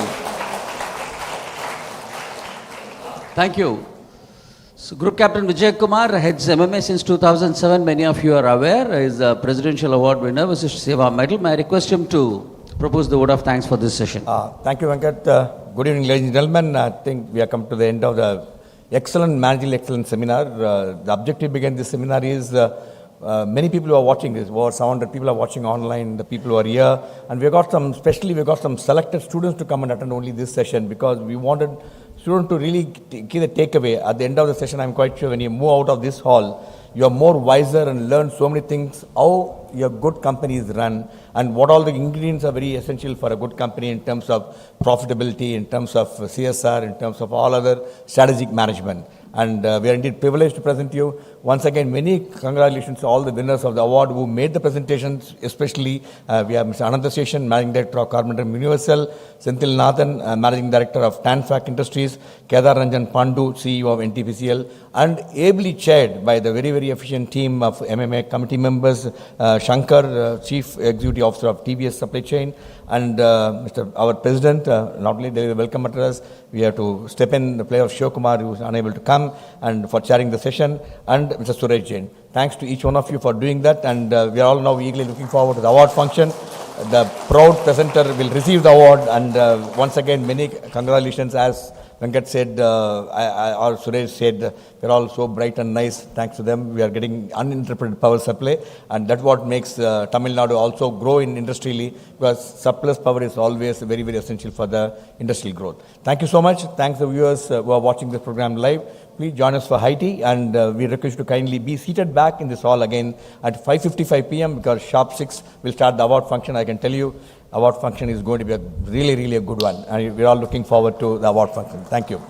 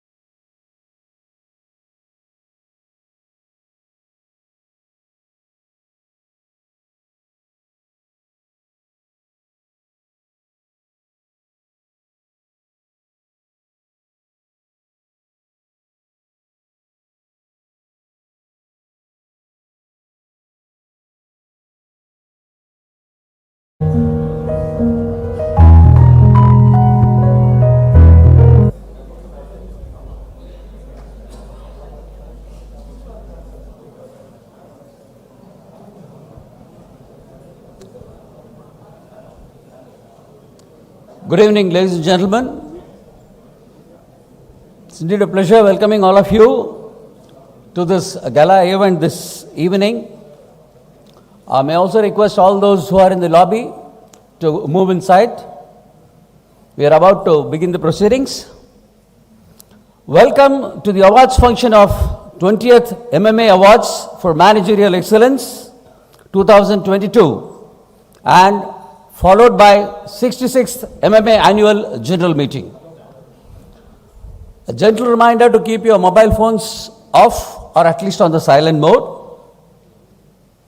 May I now have the pleasure of inviting the dignitaries to occupy their place on the dais, led by Mr. C. V. Subbarao, President, Madras Management Association and Managing Director, Sanmar Shipping Limited, Mr. C. K. Ranganathan, President, AIMA and Chairman Managing Director, CavinKare Pvt Ltd, Mr. Adrain Haack, Director, India Office, Konrad Adenauer Stiftung, Dr. Sujatha Narayan, Senior Vice President and Region Leader, India Region, Wabtec Corporation, Mr. Suresh Raman, Senior Vice President, MMA and Vice President, Regional Head, TCS Chennai, Mr. T. Kathir, Partner, Deloitte, and of course, Group Captain R. Vijay Kumar Visesh Seva Medal, Executive Director, MMA. Let's welcome them with a round of applause. This evening is still young. Yeah, that's great.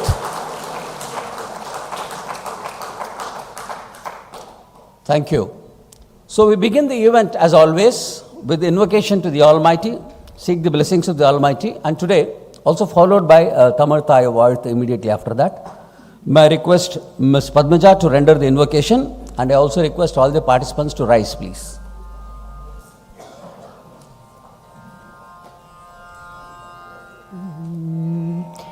Hari Hari Narayana, Hari Govinda Narayana, Hari Hari Narayana, Hari Govinda Narayana, Hari Gopala Narayana, Hari Gopala Narayana, Hari Hari Narayana, Rishikesha Narayana, Partisha Narayana, Rishikesha Narayana, Partisha Narayana, Hari Hari Narayana, Hari Govinda Narayana,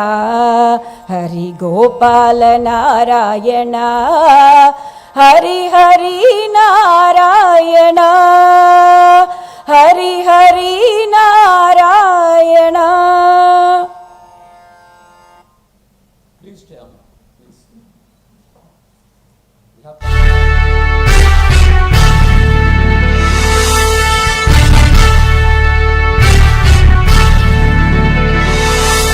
நீராறும் கடலுடுத்த நிலமடந்தை கெழிலொழுகும்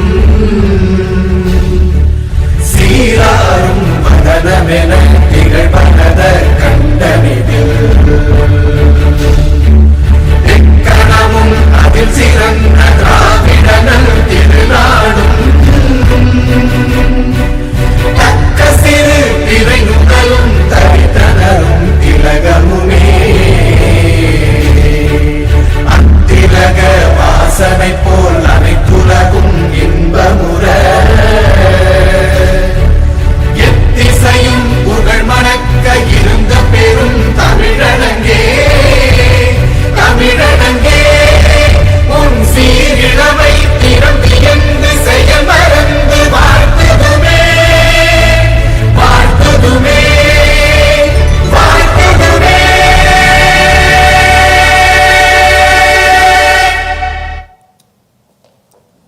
Thank you, Ms. Padmaja, for having rendered that invocation. As a token of appreciation, may I request Mr. C K Ranganathan to present a floral bouquet to Ms. Padmaja, please.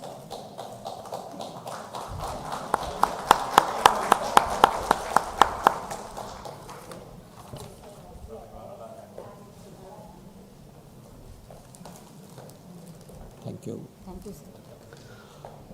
Ladies and gentlemen, Mr. C. V. Subbarao is not a stranger to this audience. He is the president of Madras Management Association and he is also the managing director of Sanmar Shipping. You are all aware. May I now call upon Mr. Subbarao to deliver the welcome address this evening.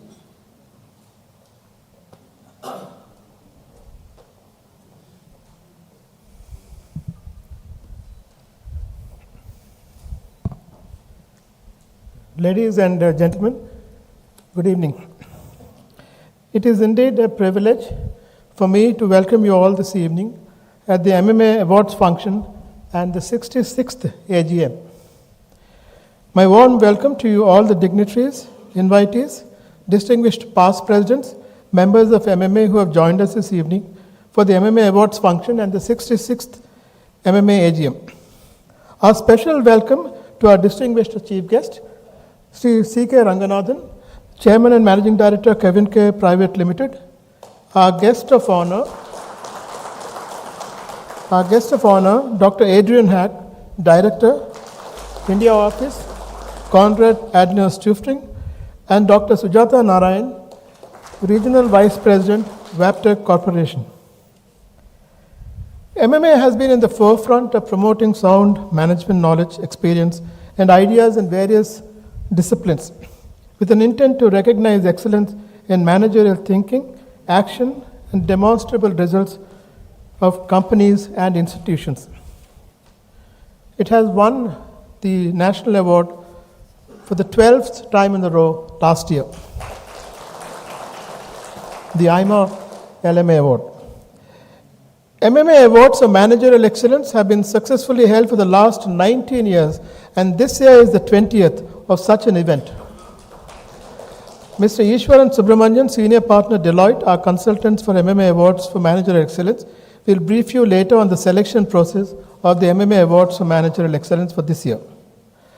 The award, supported by Tata Consultancy Services, Danfoss Industries, Super Auto Forge, the Sanmar Group, and Deloitte Consultants, to promote sound management knowledge, experience, and ideas in various disciplines, and also the media partner, the Hindu Business Line.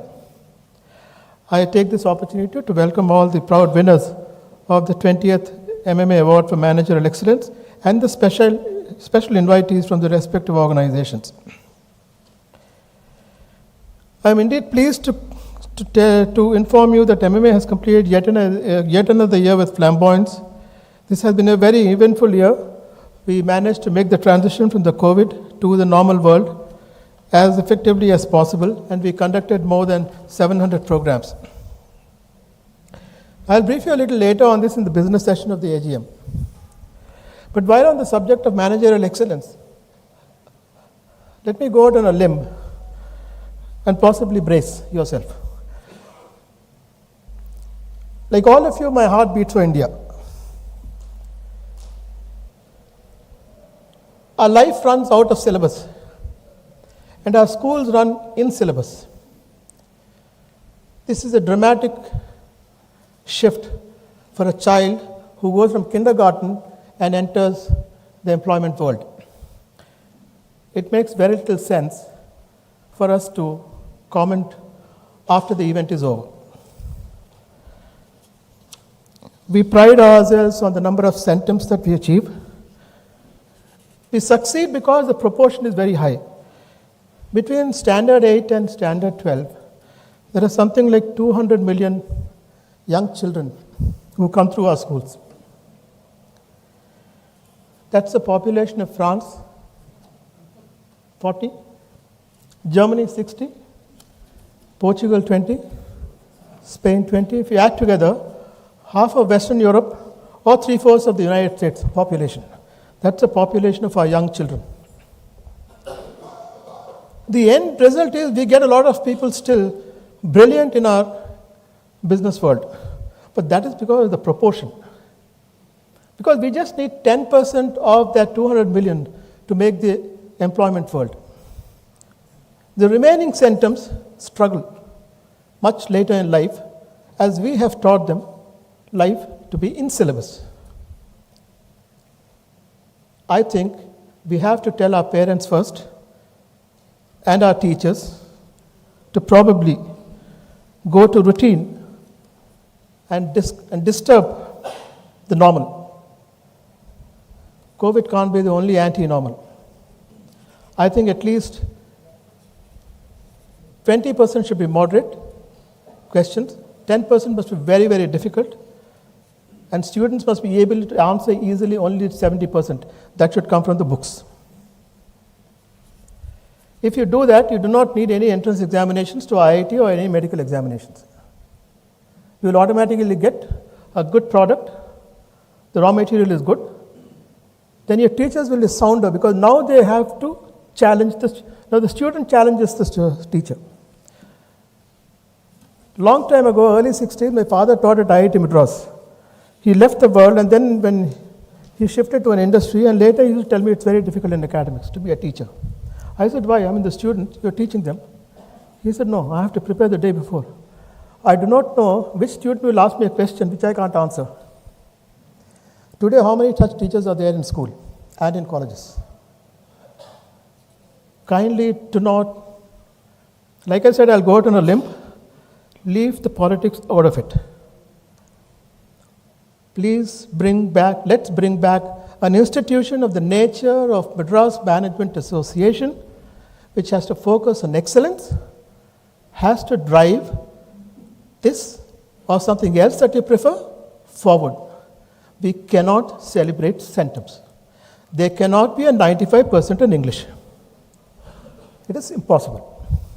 There cannot be a 95% in Tamil. There cannot be a 95% in Hindi. It's not possible. Unless you rigged it. Of course, this is not unofficial rigging. This officially it is done and therefore the students catch it. Let's discuss it. This is my humble submission to this body. The second part I want to say is English. For our whole need, let us leave the politics out of it. German, French, or even earlier to that, Latin, Greek, Tamil, Sanskrit, the world's oldest religions, the oldest languages, especially Tamil, which is the oldest language. It is our mother tongue, I fully appreciate it.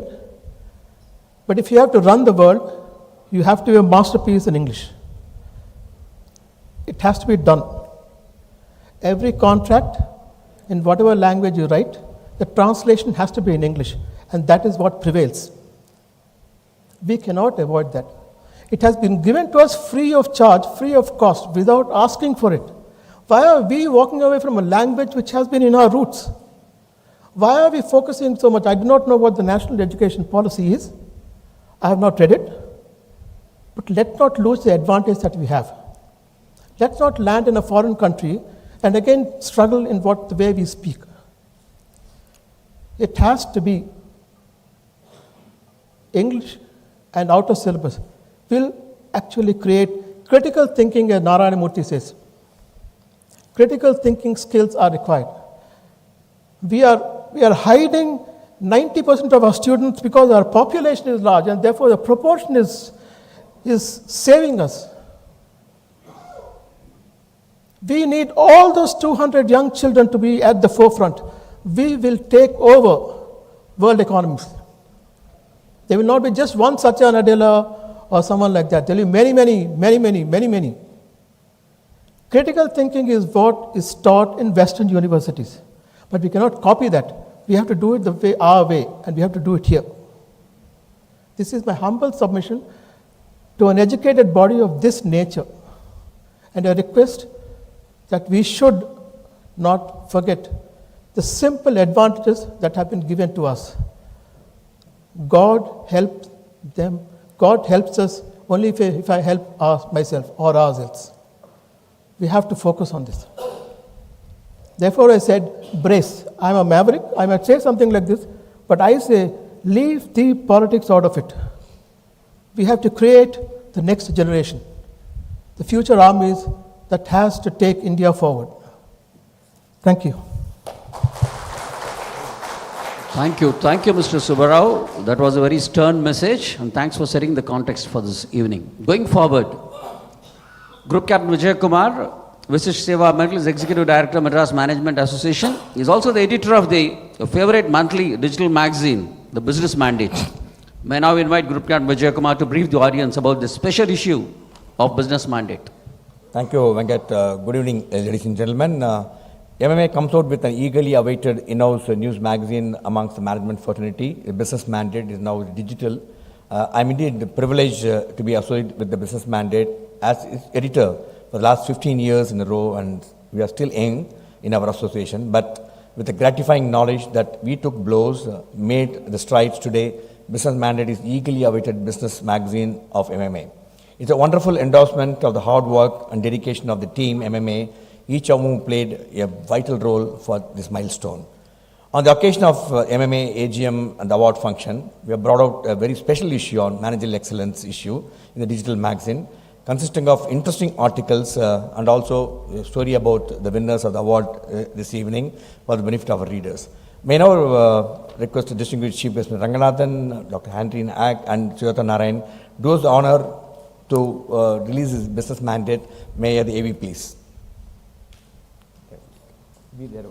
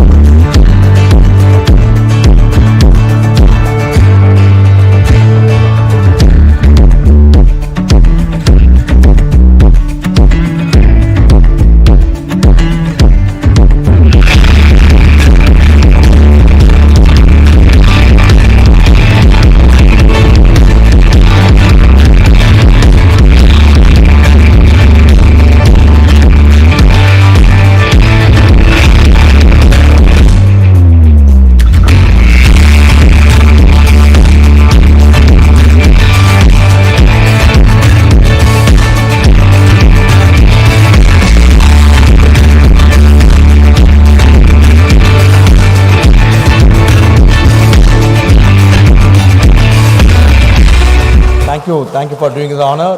It's already been there in your inbox. Please do read. This is a magazine which is really goes worldwide, goes to all the universities in the world, and it's really most sought after. I will also request this platform to request the members. If you have got any article, do share. But we have got a number of articles already lined up, but your article also adds a lot of value. Thank you so much. Thank you, Group Captain Vijay Kumar. Moving on, Dr. Adrain Haack is the Director, Konrad Adenauer Stiftung, New Delhi. May I have his AV, please?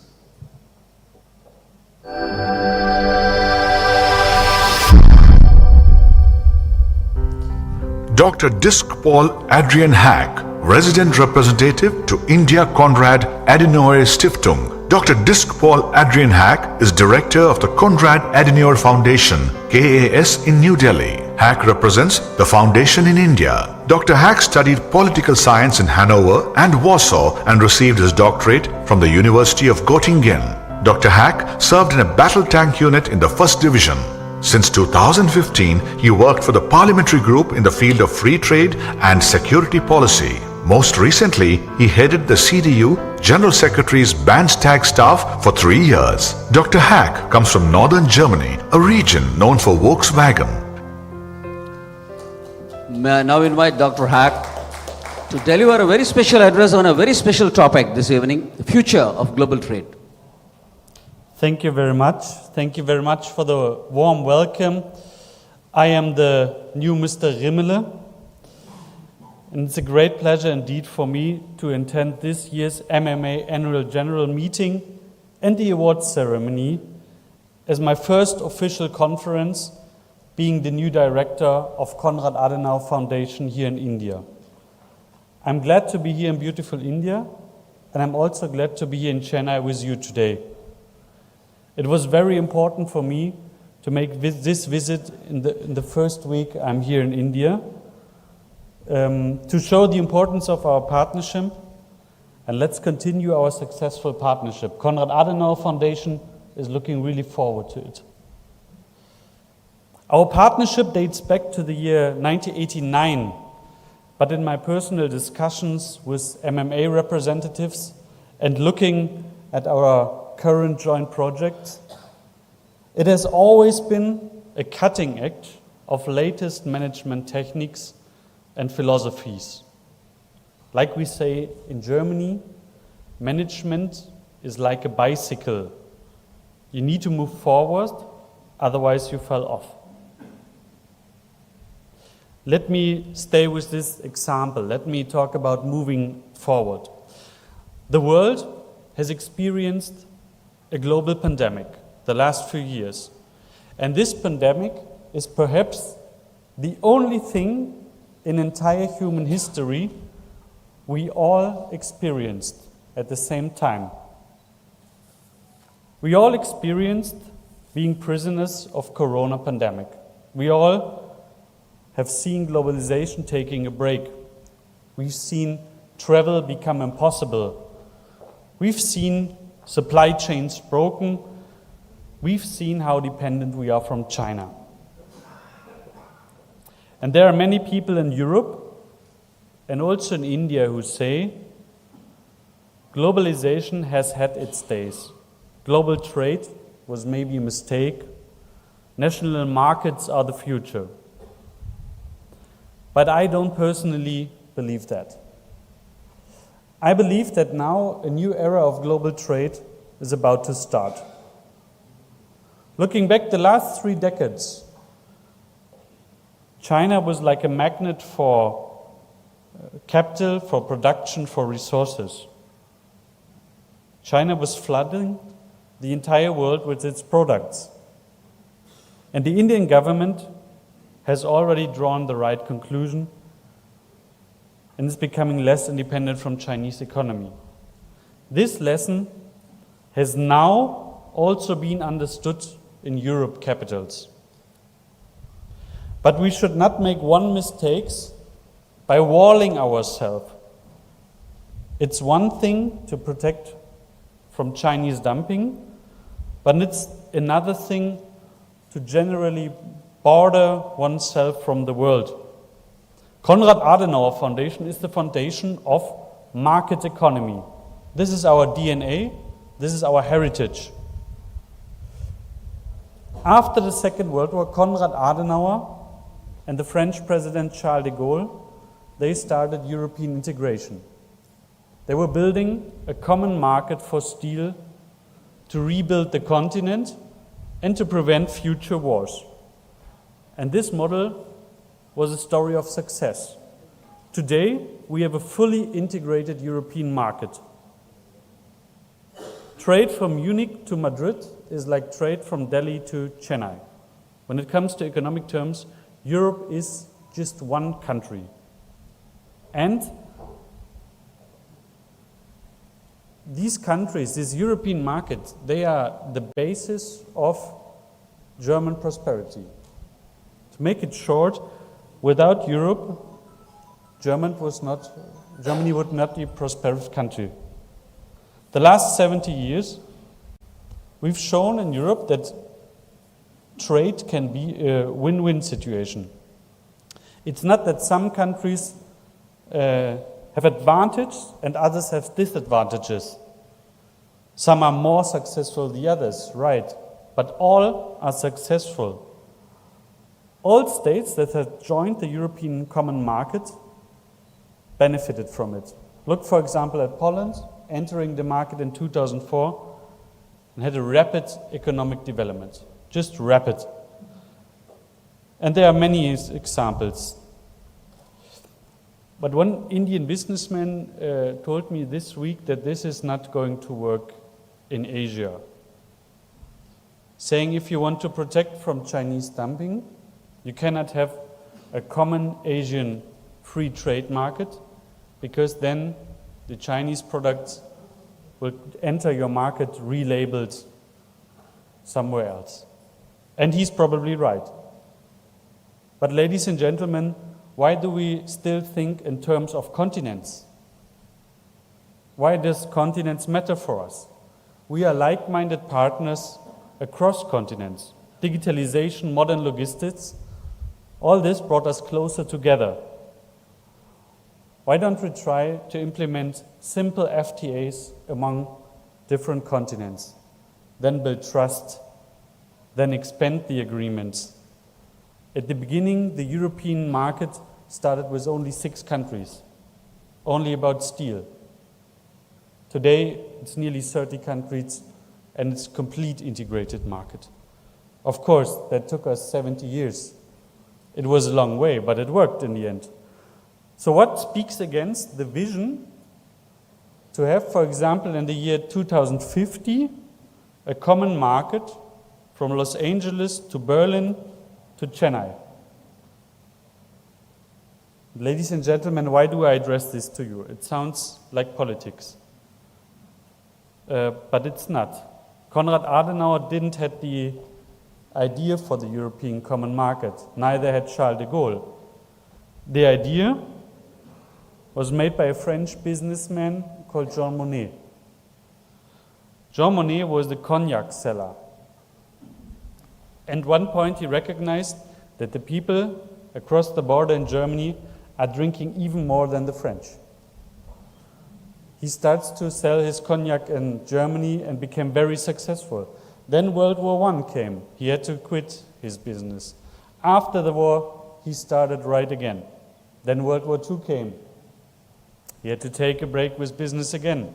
But after World War II, he went to Adenauer and de Gaulle and showed them his vision about the common market and said people who trade can harder fight. So this shows you that these ideas might take time. But the world will probably not grow together tomorrow, and maybe not the day after tomorrow, but it will grow together. And I believe this will be done in the second step by politicians.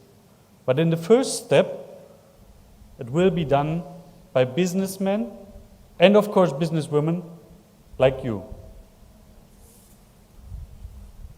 Ladies and gentlemen, speaking here in Chennai, saying Europe has 500 million well-paying customers waiting. They are waiting for your products.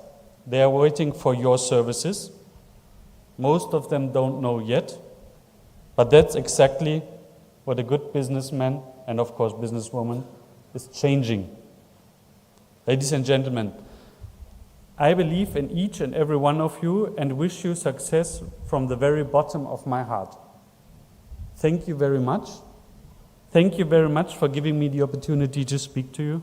Thank you very much for the invitation. Thank you very much for the great partnership. All the best to MMA.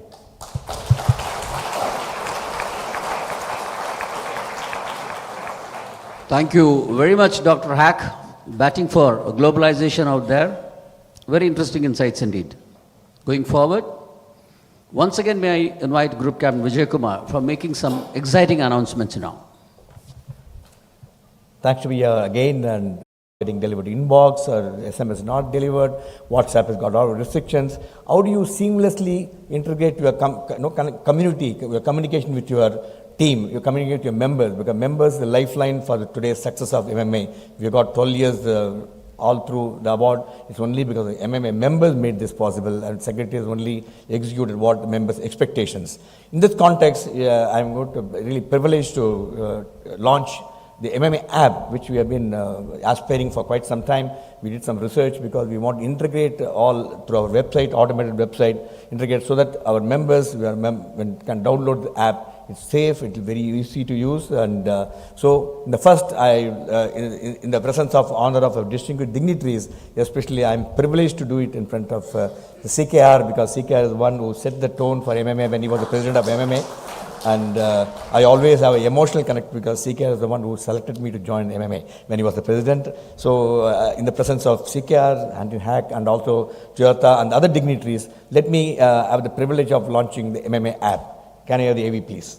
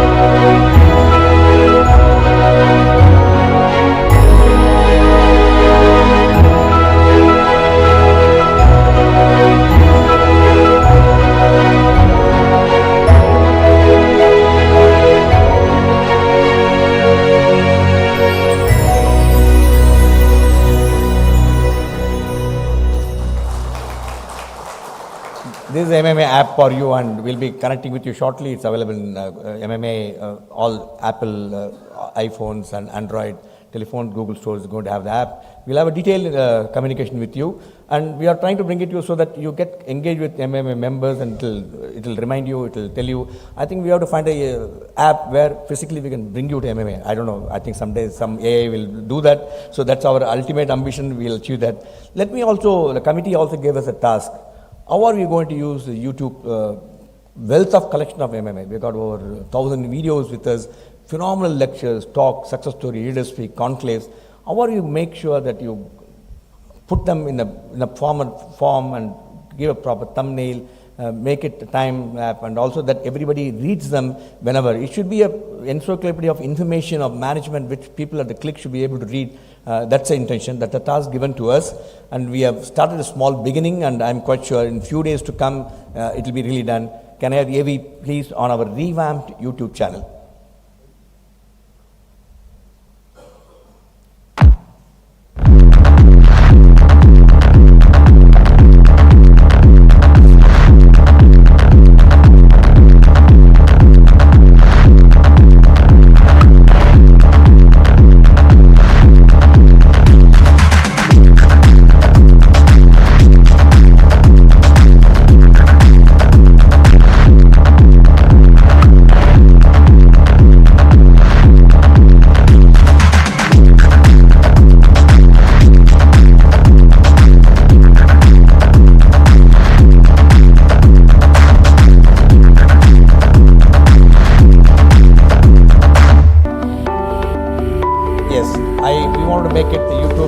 Sought after channel in management fraternity in India, and I think the amount of wealth of knowledge what we have, I think we should be able to do it. The technical team is really working very closely with this. The committee is really approved really approved couple of sanctions to make sure that we use the wealth of knowledge available with us. Stay tuned to our YouTube channel and enjoy. Thank you so much, and once again, indeed privileged to launch the two apps for you.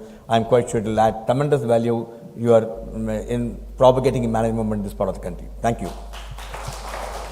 Thank you, sir. With this announcement, I think we'll see more and more hits in our YouTube channel of MMA going forward. Dr. Sujatha Narayan is the Senior Vice President, Region Leader, India Region, Wabtec Corporation. May I have her AV, please?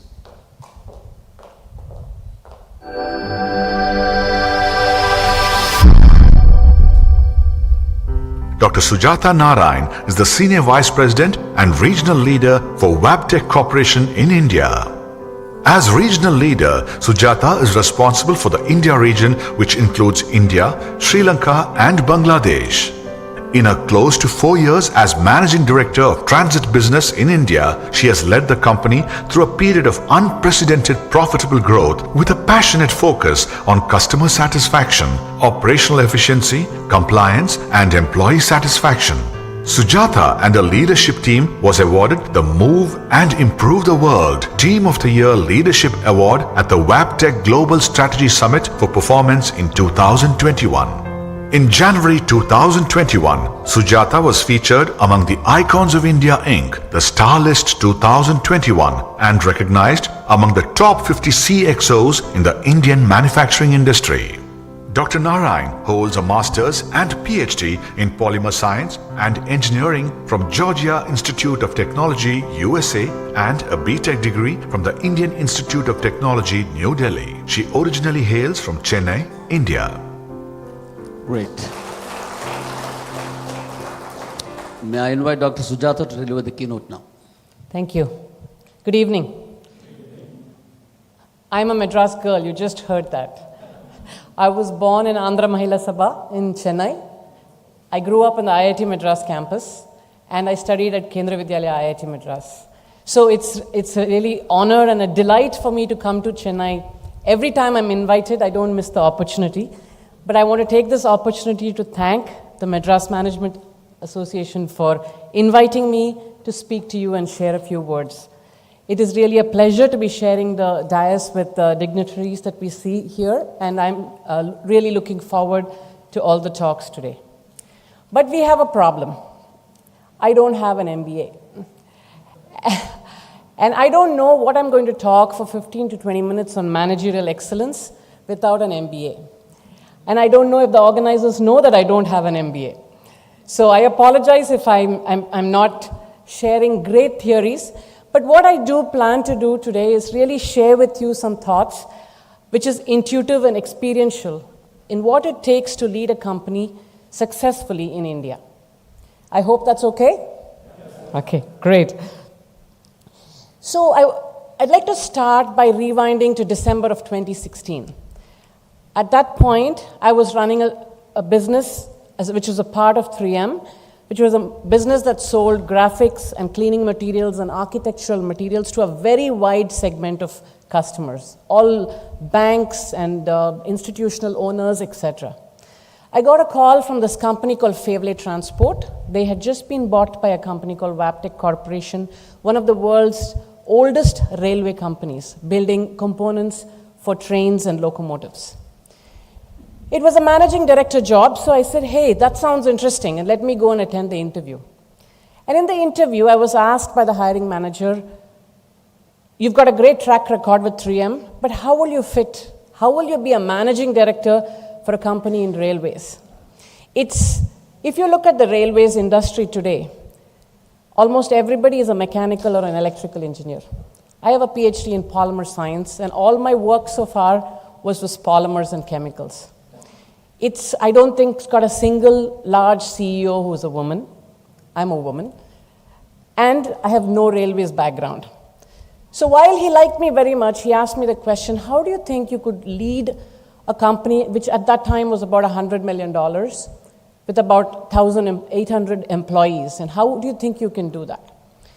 And I gave it a lot of thought, and my answer is what I'm going to talk about today, elaborating a little bit more than I did in my interview.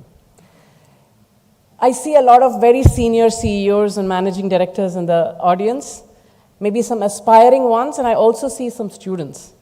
So hopefully some of these thoughts will be valuable to you, and maybe during the evening dinner we can share and discuss that some more.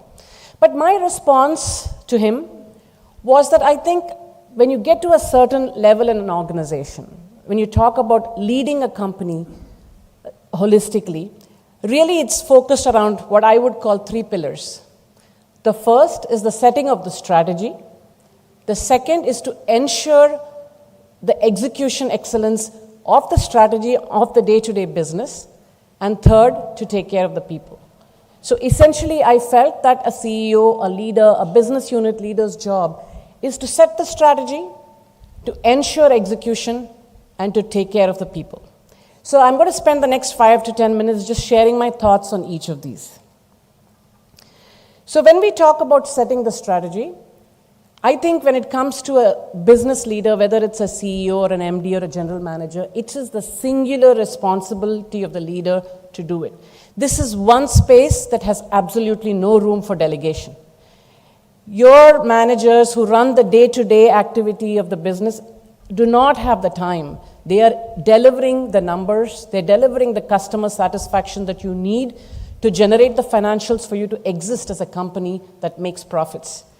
You have the luxury of having the helicopter view of the entire business, the industry, the customer, and looking into the future and building the strategy. Now, what does this need? And as I became a new MD, what I really practiced, which worked out really well, is I kept my mouth shut for at least 2 months. I spent it all learning. I learned from everybody that I could, especially the people who reported to me and the people who reported to them.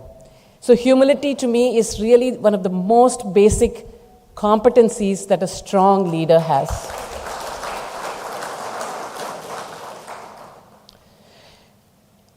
It is extremely critical to spend the initial months and then every day, even if you've been a CEO of a company for 10 years, the kind of VUCA world that we live in, learning is really key. And you have to understand your business, your industry, your customers, what they need, what is your value proposition in the industry, etc. And you have to understand what is happening with the industry, and you have to have the intelligence to explain and understand what is happening to the future of this industry, and that's how you build a strategy. My recommendation, spend tons of time with your customers and your salespeople. Both of them talk a lot, and so you will have a lot of learning from there. And many people make the mistake of spending a lot of time inside the company. And what worked for me is I visited every single customer along with my sales team. And sales team from different levels of the organization, so you get a very holistic perspective. Spend time with your engineers. They are the ones who really understand your technology and your products. Spend time with the old-timers. They will tell you about failed experiments, so you can save time not trying those again, and experiments that could potentially succeed. And then once you build this strategy, communicate, communicate, communicate. I think this is one thing that a lot of leaders keep close to their chest, but I think it's extremely important to communicate the strategy of the organization to all the employees. Not only does that drive performance and buy-in, but it also increases employee engagement and motivation for them to stay with the company and drive their performance. An example I will give you around this is a $1 billion vision that we have created for Wabtec in India, which is about $500 million today, hoping to become $1 billion in 3 to 5 years. You never want to give a specific time. But once we've built the strategy and how we get there, every single town hall that I conduct, every meeting that I go to, I talk about the $1 billion plan. And today I can bet that you go and talk to any Wabtec India employee and you ask them what's the future of Wabtec, they will mention the $1 billion plan. And that's what they're rallying around, and I see a tremendous amount of buy-in from the organization. Moving away from the strategy, a few thoughts on execution. Now, of course, your job as a leader, as a CEO, an MD, a business unit leader, a general manager, is to ensure execution excellence. Now, if you are in the midst of this execution, then I believe something's wrong with your organization. Because as the leader of the organization, you don't want to be in the day-to-day execution. And this is, people believe in different ways of running a business. This is my personal philosophy. So it's all about building a really strong team. And that's where I've spent a lot of my time in the last 5 years and has led to great success. One of the principles that I use for driving execution excellence in the company, personally for me, is the principle of managing by gaps. I spent a lot of time creating a landscape of how every department was operating, how their leaders are, how their teams are. I put them in red, yellow, green buckets. I left the green ones alone. They knew what they were doing. They were delivering results. They were doing the right things, and I didn't spend time with them. When it came to the yellow, these were people who were progressing. They got some attention. And the departments that showed real gaps, and there have been things like that, when I joined the company, is where I spent most of my time. Now, this can be very different from what other people believe, because there is also a thought that you want to address your Pareto. Your largest, most profitable businesses should get most of your attention. That is really not how I operate, because I don't believe in micromanaging or rocking the boat of things that are already going well. So a great example I have here, and Kadir is here from Deloitte, but when I joined Pvt Transport, which is a Wabtec company, I went in and I realized that I kept getting escalations from the team, from the customers, from employees about our manufacturing. Now, they kept saying, we're not able to deliver to customers' requirement. Our customer on-time delivery was very low. We had employees leaving because they could not take the customer pressure. When we looked into this, the problem was very clear. You had a market which had a very high demand. This is India. We're excited about how fast it grows. And then you had suppliers. These are smaller companies that were not as organized as we would like them to. And you did not have a great supply chain planning process. This is when I brought in Deloitte, and I had incredible support with them, and we ran a huge supply chain transformation program. And this set the stage for the company doubling in sales and many, many, many times in profitability. So this was the keystone of my success. And one of the learnings that I have, we often hear, and no offense to Deloitte, but we often hear that consultants just come and tell you what to do and charge you a lot of money, and they make pretty PowerPoints. I can tell you personally from my experience that you work with the right consultants, not only Deloitte, but in different areas, even in the pieces of customer centricity and reliability, and even in our operations, we have brought in subject matter experts, external experts to come in, because you cannot have every single expertise within your company.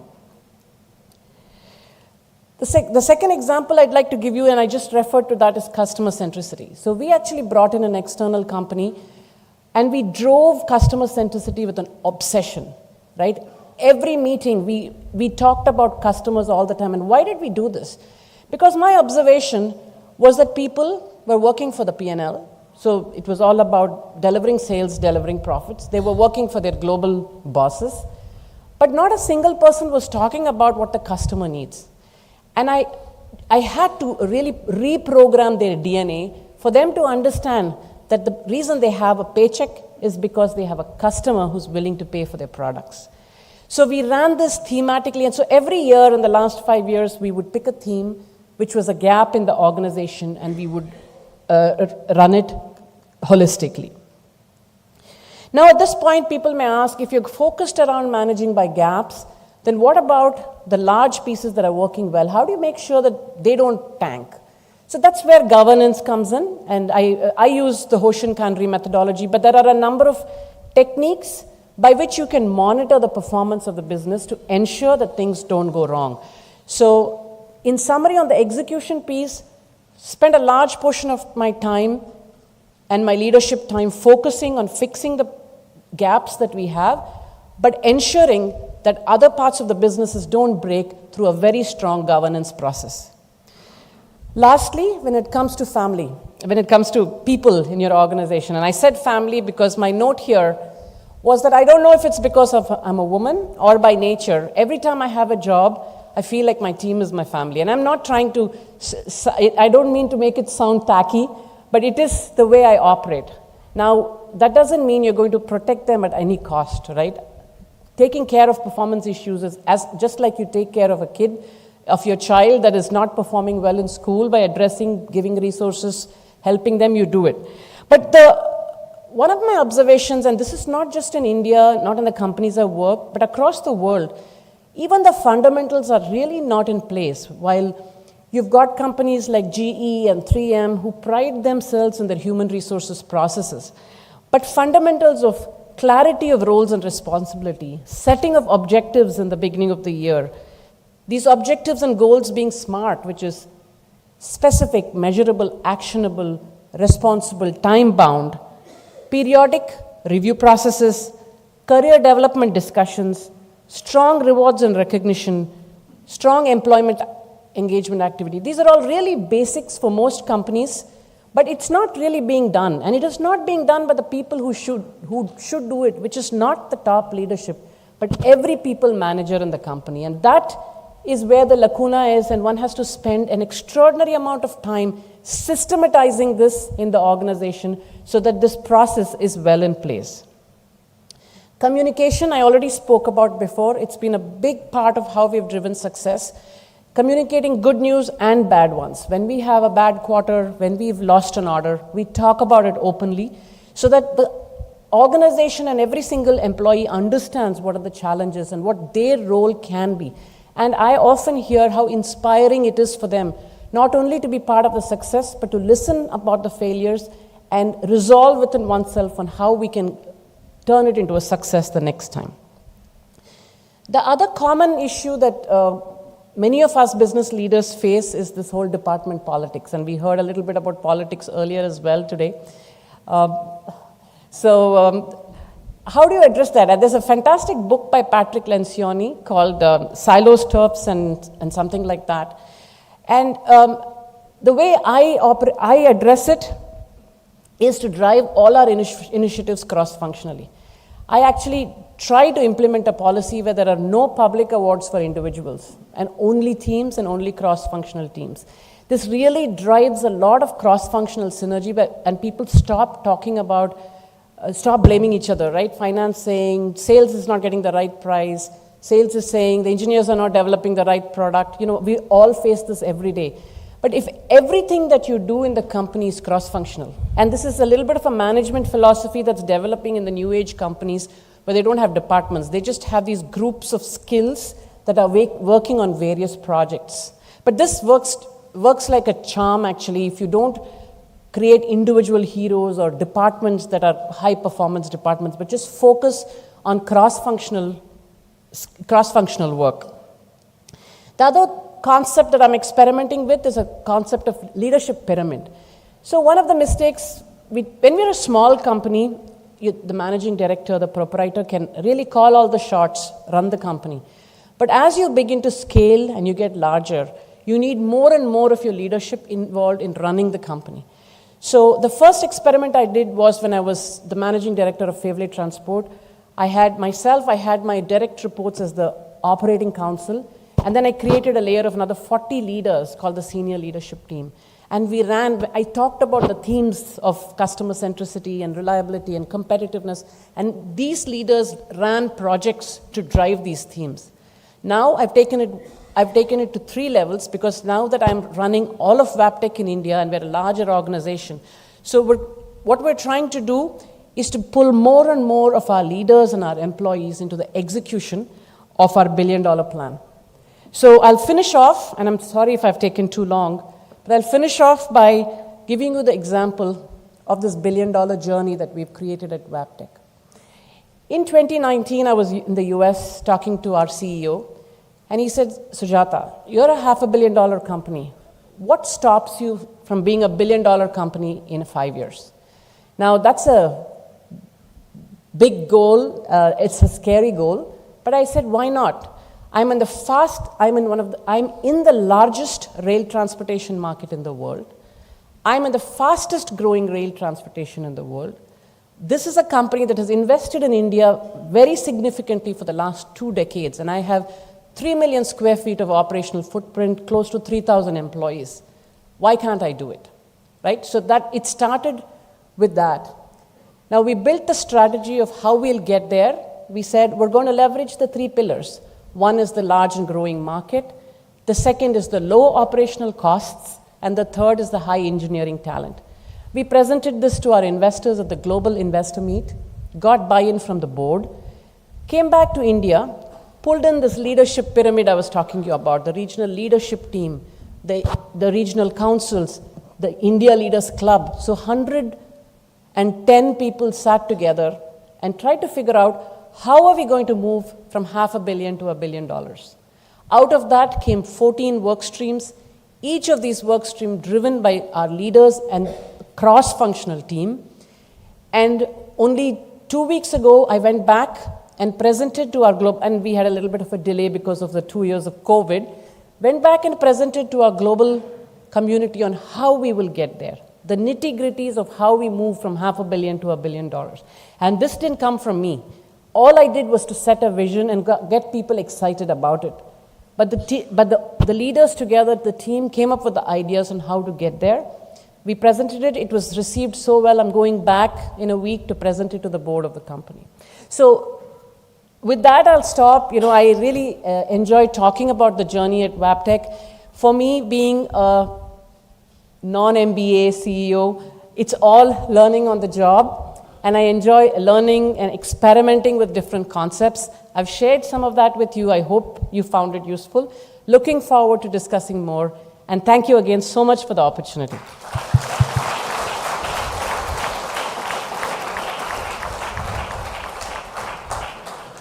Thank you very much, Dr. Sujatha. All of us here at MMA wish you all the best for the $1 billion goal very soon.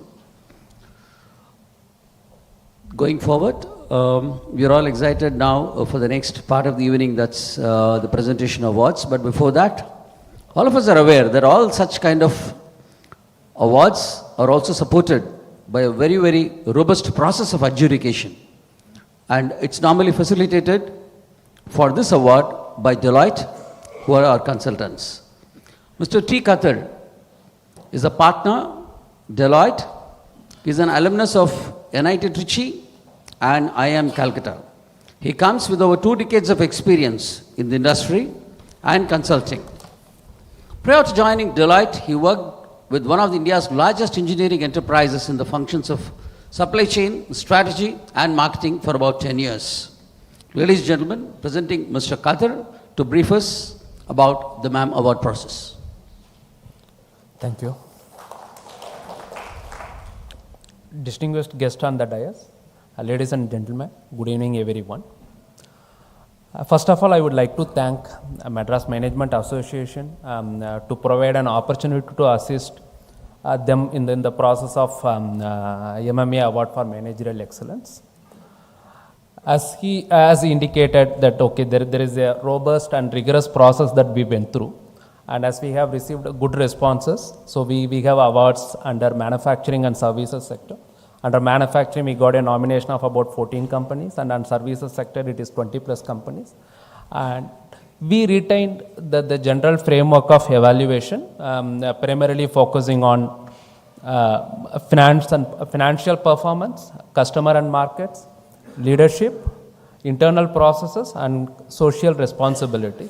While we retained the overall framework, we also looked at parameters that cover the present and future. Say for example, when we talk about financial performance, while earlier the focus was on revenue growth and profitability, this year we also looked at what would be the shareholder value enhancement provided by the company, which indicates the investor confidence.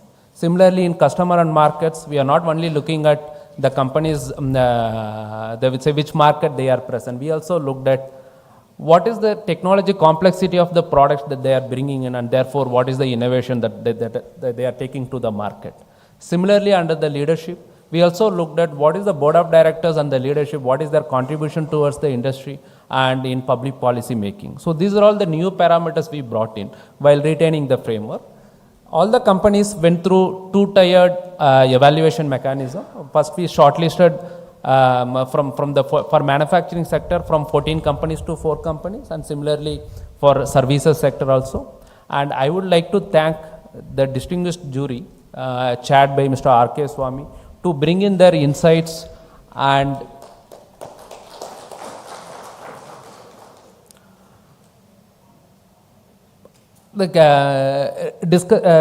intensity and rigorous in the process of discussing the performance of the companies on each and every individual parameters.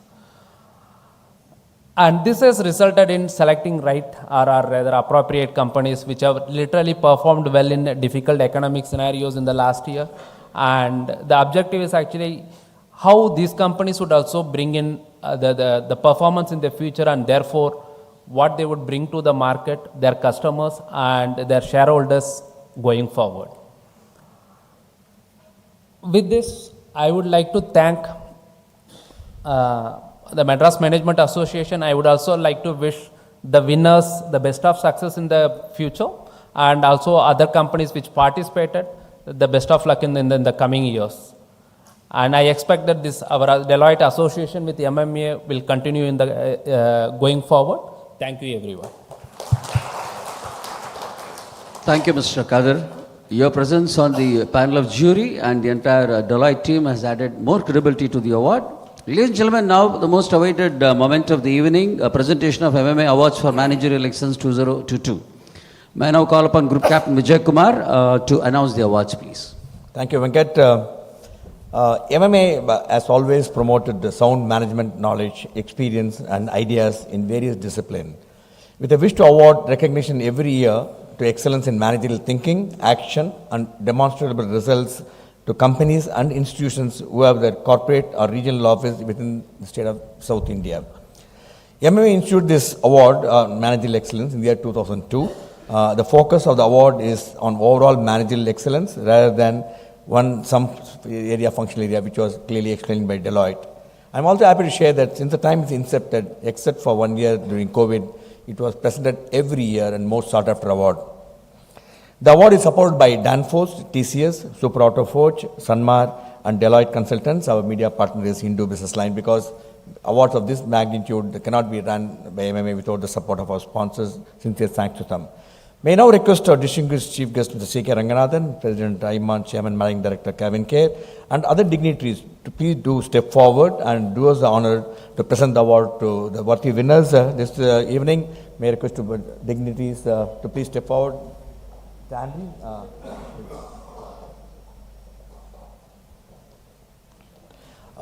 The manufacturing sector, the award goes to Carborundum Universal QME. The award will be received by C. Ananda Session, Managing Director, Carborundum Universal Limited. May I have the AV, please?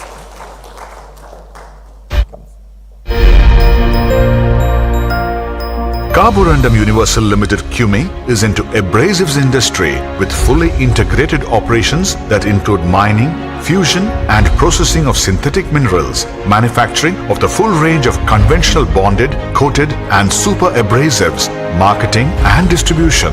The manufacturing of bonded abrasives, conventional and super, for precision grinding and offhand cutting and grinding is in India, Germany and Russia. Today, QME has manufacturing operations in 28 locations across India, Europe, Russia, South Africa and Australia. In addition, the new age business is in energy storage materials like phase change materials, graphene and high purity silicon carbide for power semiconductors. Ladies and gentlemen, a big round of applause to QME for the excellent award.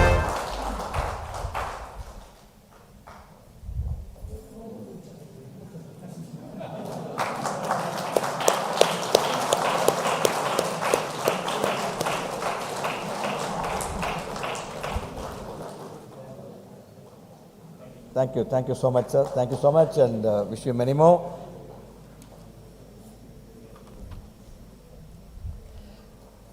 The manufacturing, we have two winners this time. The award goes to Tanfac Industries.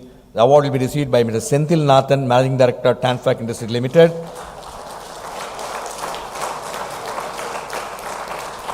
May I have the AV, please?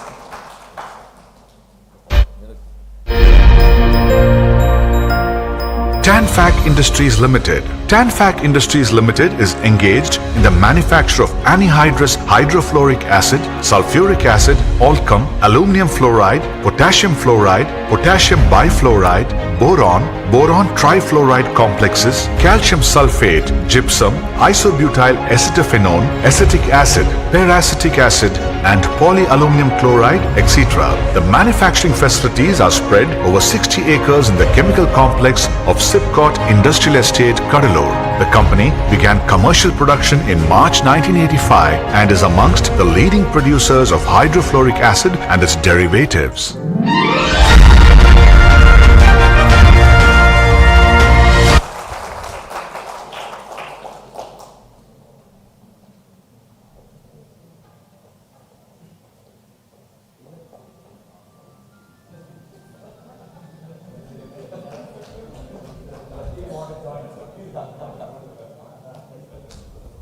Ladies and gentlemen, big round of applause, the team from Kadalur who have won the award this time, and the proud winners of MMA Award for Managerial Excellence 2022 under manufacturing sector.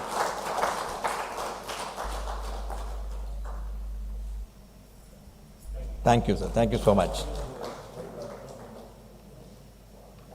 And Mr. Senthil Nathan is also chairman of MMA Pvt Ltd chapter, but that has got nothing to do with the award. He genuinely won it. Now we move on to the services sector. The services sector award goes to NTECL. The award will be received by Kedar Ranjan Pandu, CEO of NTECL.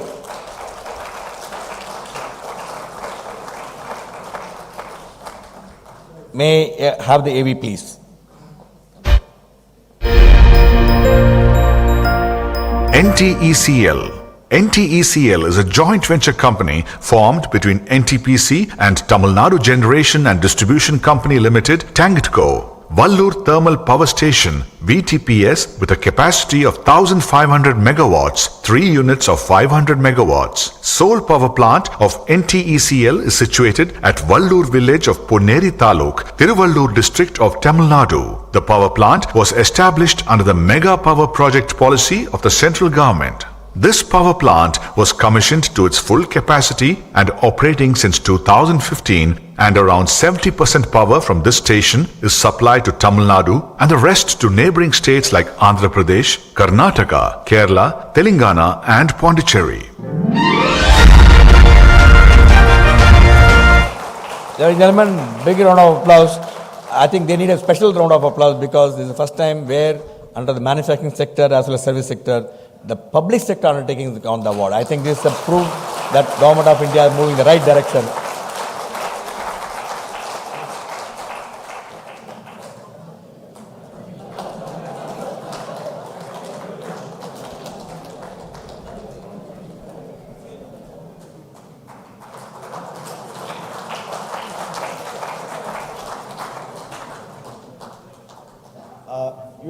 Mr. Pandu, please stay back. May I request other winners to please come onto the stage with the award so that we can have a group picture with the award. Please.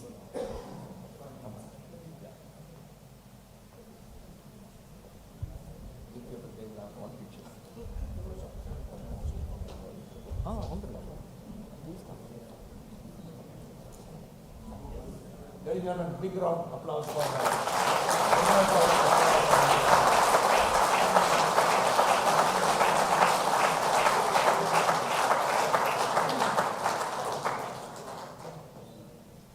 Thank you. I think the team QME is available. Also come for a photo op, please. We are there quickly.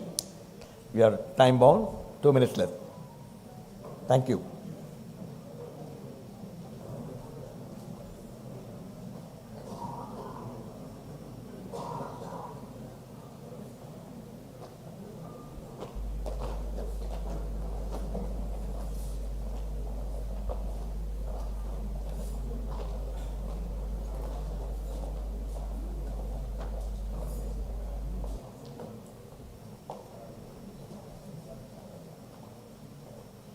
Thank you, ladies and gentlemen. I think they deserve a big round of applause. Really is as good as the team for winning the most coveted award. Thank you. Got it? Thank you. Thank you so much, madam. Thank you so much. Over to you, Venkat. Thank you, sir. Ladies and gentlemen, after witnessing the presentation of Awards for Managerial Excellence, I think we need to know more about managerial excellence from none other than someone who considered as epitome of managerial excellence. Mr. C K Ranganathan, Chairman and Managing Director, CavinKare Limited. May I have his AV, please?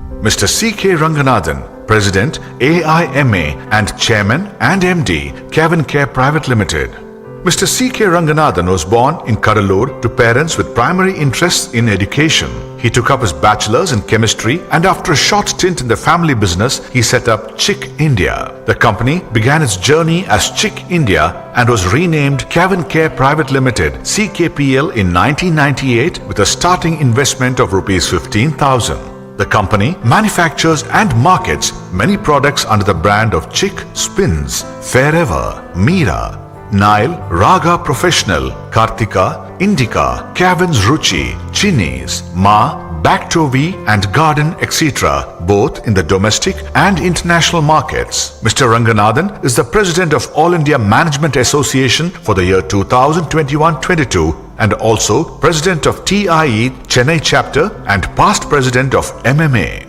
C K Ranganathan is one of the founder members of the Ability Foundation, an NGO working towards the rehabilitation of the disabled. He instituted CavinKare Pvt Awards to celebrate annually the exemplary spirit of rare breed of individuals who have risen above their physical limitations to display that attitude is everything. He also instituted an annual Chinni Krishnan Innovations Award to encourage small entrepreneurs in memory of his father, Sri R. Chinni Krishnan, the man who pioneered the sachet revolution.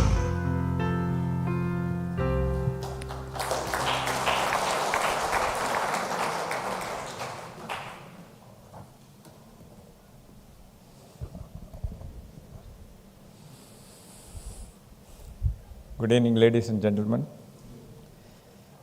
Respected dignitaries on the dais. It's a pleasure to be with you and thank you for inviting me for this excellent special event. I fondly cherish always events at MMA and my memories goes back to my presidency here and where GC and team rocked, and they continue to rock after so many years. I'm very proud of you, GC and team.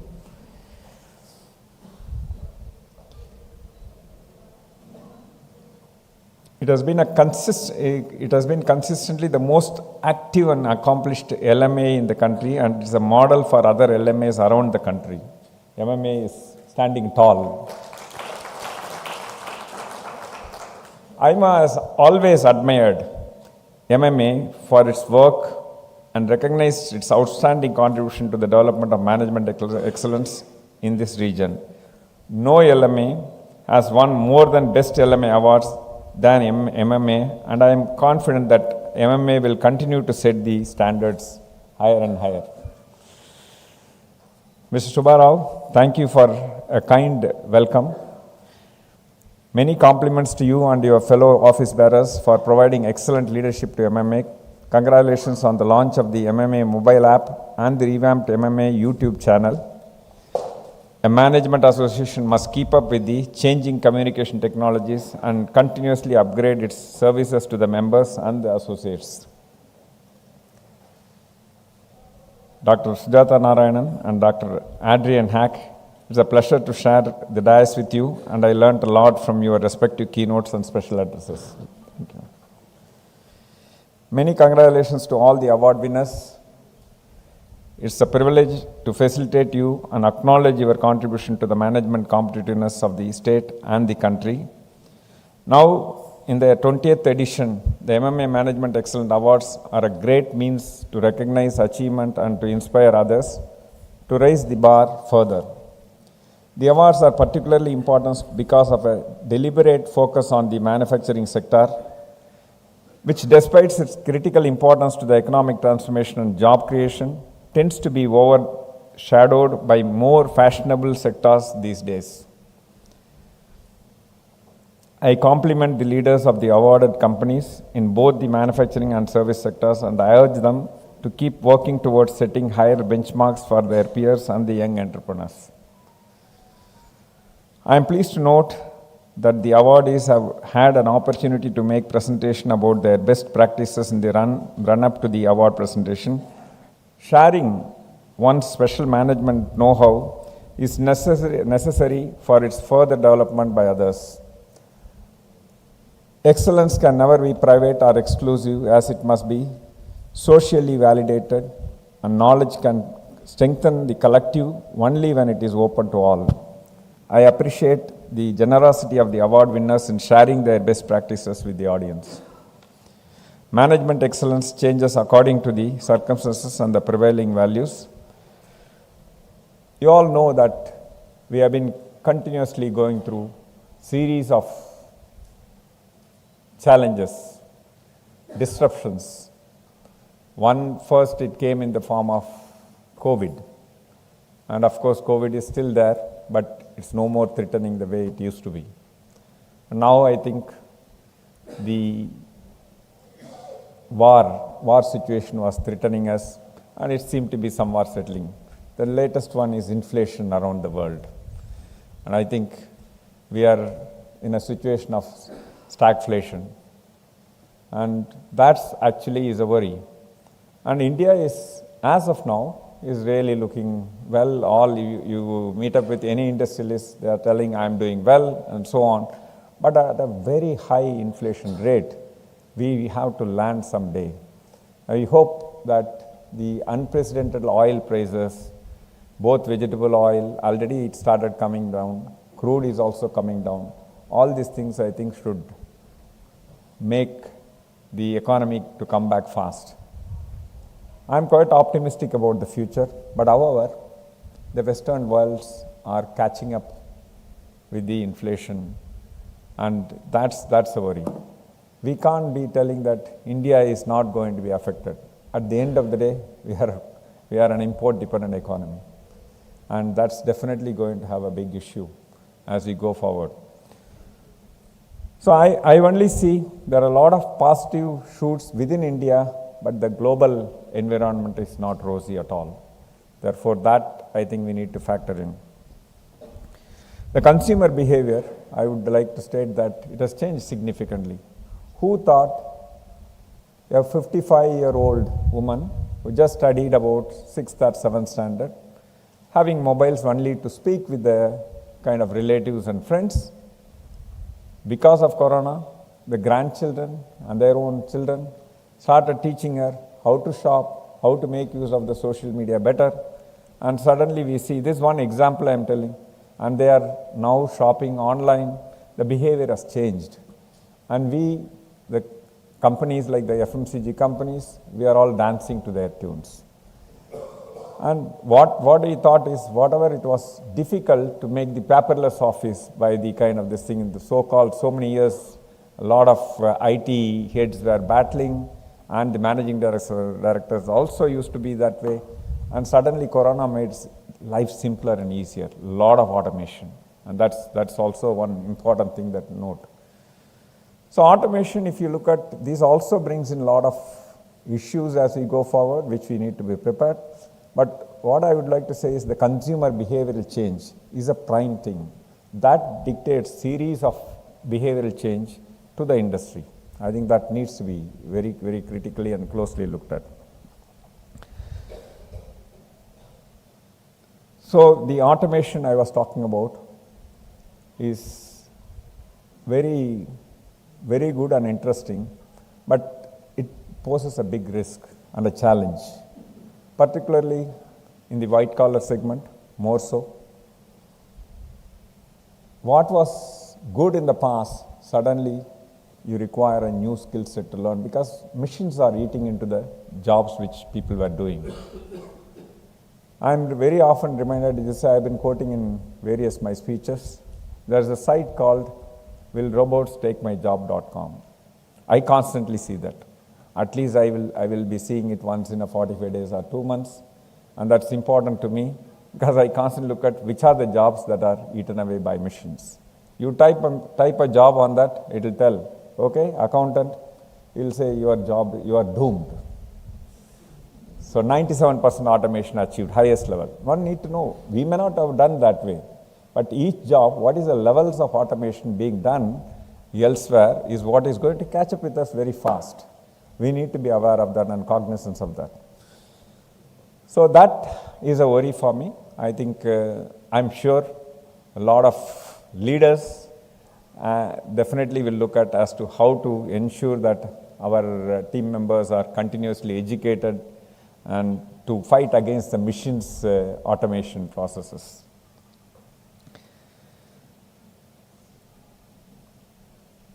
What is very important is this is a new challenge that's going to happen. That's what we are grappling with. I'm sure many companies are. We are not an exception. One end is the employment destruction coming because of the digitization, and that's one thing that very, very worrying and important that we need to handle it. The other thing, if you are to look at the automation, it calls for upskilling of our own people. Some of the requirements, people are not ready, not able to upskill, however much you put efforts. And that's going to be more and more pronounced as we go forward. This is going to be, you may say, today I don't have a problem, but mark my words, in the next 4 to 5 years' time, you will be compelled by competition. And if you don't change, we will be outsmarted by competition. That's going to happen. So it's important to be competitive, to stay alive in business, we need to change along with others. And that's one of the important call for this. So this tells me two things, important requirements. Organizations who are of the future, who are going to survive, in my viewpoint, those who are able to develop their people substantially. And those, I think it's equally important. What kind of efforts is put? A lot of time, it's training and development is what is that's happening time and again. And that has been yielding good results. My predictions is that is good, but may not be sufficient enough. You need to do more. When I say what we need to do more, I mean that the ability of the employees who are coming, that is also important. One end, organization can put efforts. Other end, I think it's important. People also need to consume, and they have thirst to upgrade oneself, and that's a very important ask. Nowadays, what we are doing, I can tell you our own example. Our interviewing techniques and selection of people have substantially changed. And I feel it's good. We have changed it for the last 2 years, and it is definitely yielding results we are able to see. What is the change that we have brought in? We have been always hiring for, our belief, and I'm sure it's the case for everybody, it is hiring for attitudes, the way one's mind thinks. And also I think it's important that how they are able to learn, unlearn, because the world is changing fast. You have to keep unlearning. You need to be agile. You need to change fast, because change in behavior is a big thing, and we are not used to kind of this thing. The future is going to demand far, far higher amount of changes, and that shift changes. The technology becomes obsolete. What was there very good 5 years ago, suddenly something else comes in, and that becomes obsolete. So it's important to also let go and keep changing, adapting to the new environment, new technologies. And that's a skill set we need to validate, whether adaptability is high or low adaptability quotient. And we need to say that fundamentally we learn by reading, by seeing, by listening, all combinations. But fundamentally the comprehension of whatever you do, I am speaking now, I think we all can understand. If the same may not be the case with somebody, and they say, okay, I heard, something I comprehended, many things I didn't. But I think it's important, the learners, fast learners, the ability to learn fast is a very important thing. Those days, when I started business, I never used to worry about that, whether the learning ability. You can see somebody adjacent, you can keep learning on the job. That is okay, but I don't think that will be sufficient as we go forward. I believe that it is important that the comprehension, the learning, and applying it back. And now we are asking consciously our own colleagues, now that you learned something, tell us, how are you going to apply that learning? We have a program called IIY. It is called Invest in Yourself. And we have already done about 40% of our functions are now embracing it. Our endeavor is to make at least near 100% in the next 2 years' time. What do they do is, we have been telling people, upgrade yourself, upgrade yourself. That has been not happening. We have been talking about that for quite some time. Now we said, we will give you dedicated 1 hour time during office hours. And subject is very clearly predefined. What's the selection process? We say that you have to read or see YouTube channels or whatever you do. These are the subjects you need to familiarize with, and come back and make a presentation to your own colleagues. Every Friday is dedicated for that. There is that, it is not only that what's the learning, but how am I going to apply? We choose the topic based on which are the topics, if the company improves its competency or learning knowledge, it can be applied immediately and that will be beneficial to the company. That's a very crux of selecting the topics. It's not something you learn, I will apply it after 2 years. I think that's very good, very, very good results. I can tell you that in the last 2 years we have been doing those functions who are embraced, because a lot of resistance, you know that. We are not easy to change. That's why we said now it's going to be only ability to learn, absorb and apply. This is a very important thing. I think phenomenal change.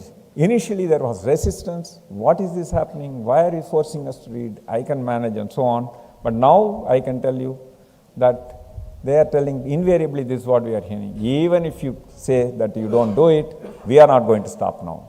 Because their market value is going up. Their knowledge is going up. Once their knowledge is going up, so there are enough debate at the senior management level.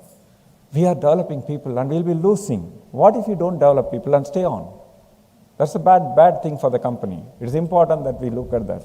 Therefore, there is a responsibility for the company to develop its own people, ready for facing the onslaught of the digitization that's happening, ready for the change in technologies, and also equally responsibility from the employee side also, the professional side, is to learn fast and let go of the obsolete technologies. I think this is a very, very important ask, and this will be the new turbulence that's going to be more and more pronounced as we go forward, is my viewpoint.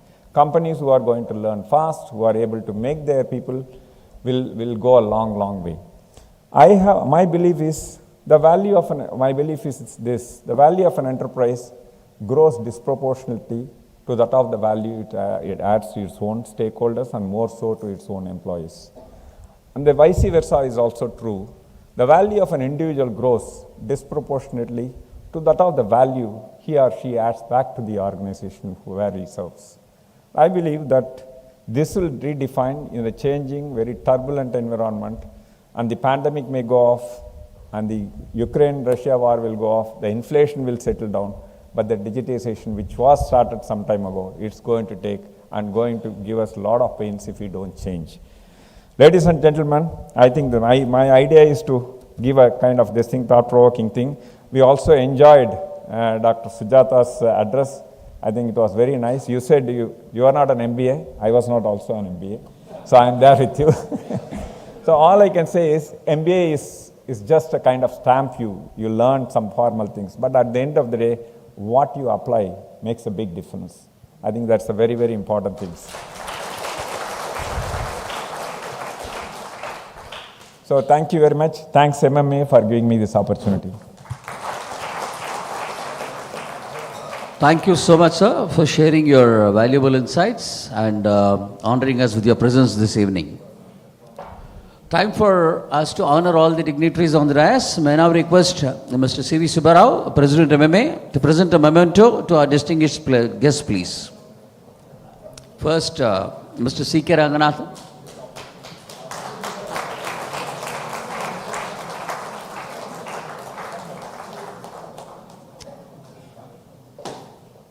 Dr. Sujatha Narayan.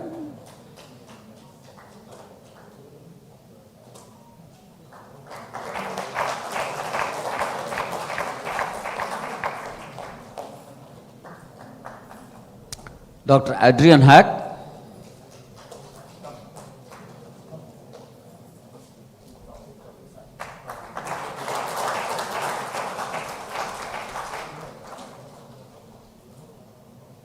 Mr. C K Kadir. Mr. Kadir.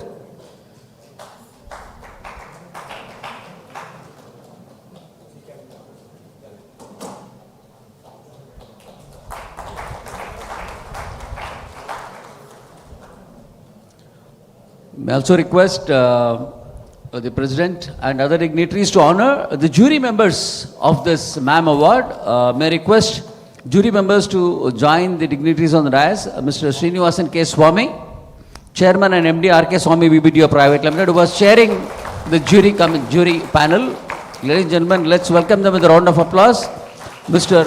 A.R. Unikrishnan, Managing Director, Saint Gobain India Private Limited.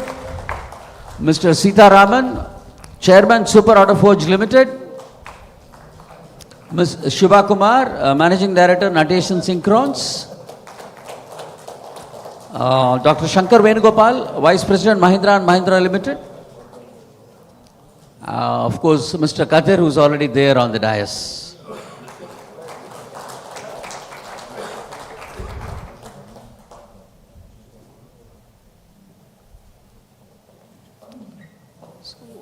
Photograph, yeah.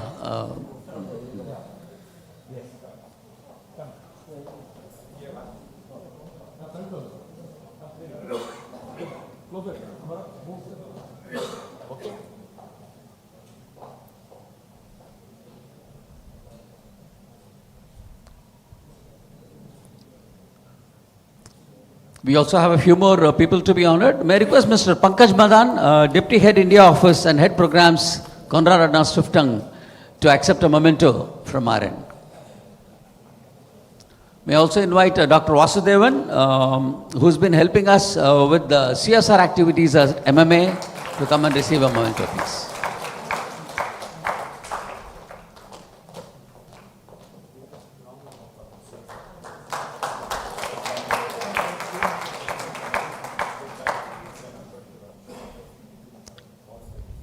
And the list goes on. May I request Group Captain Vijay Kumar. We got quickly some more names, and many times I get all the accolades, now winning the award, doing well, technology transformation.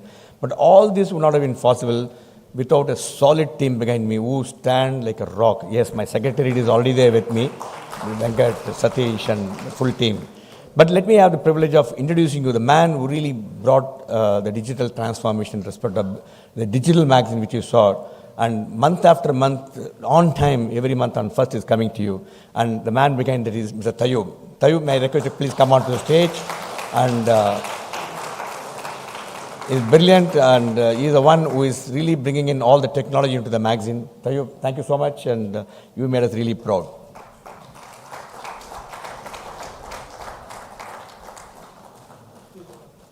Chokalingams here.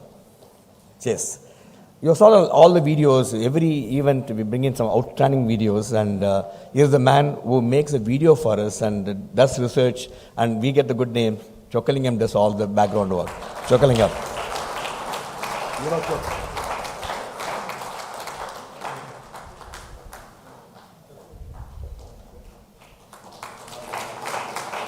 Vijayan, are you here? Vijayan Digital is not there. Okay. Now, we have been, one of the things popular in MMA is that not only we have a food for thought, we also give food for stomach. Very good food we have been able to provide day after day after, week after week after, events after event.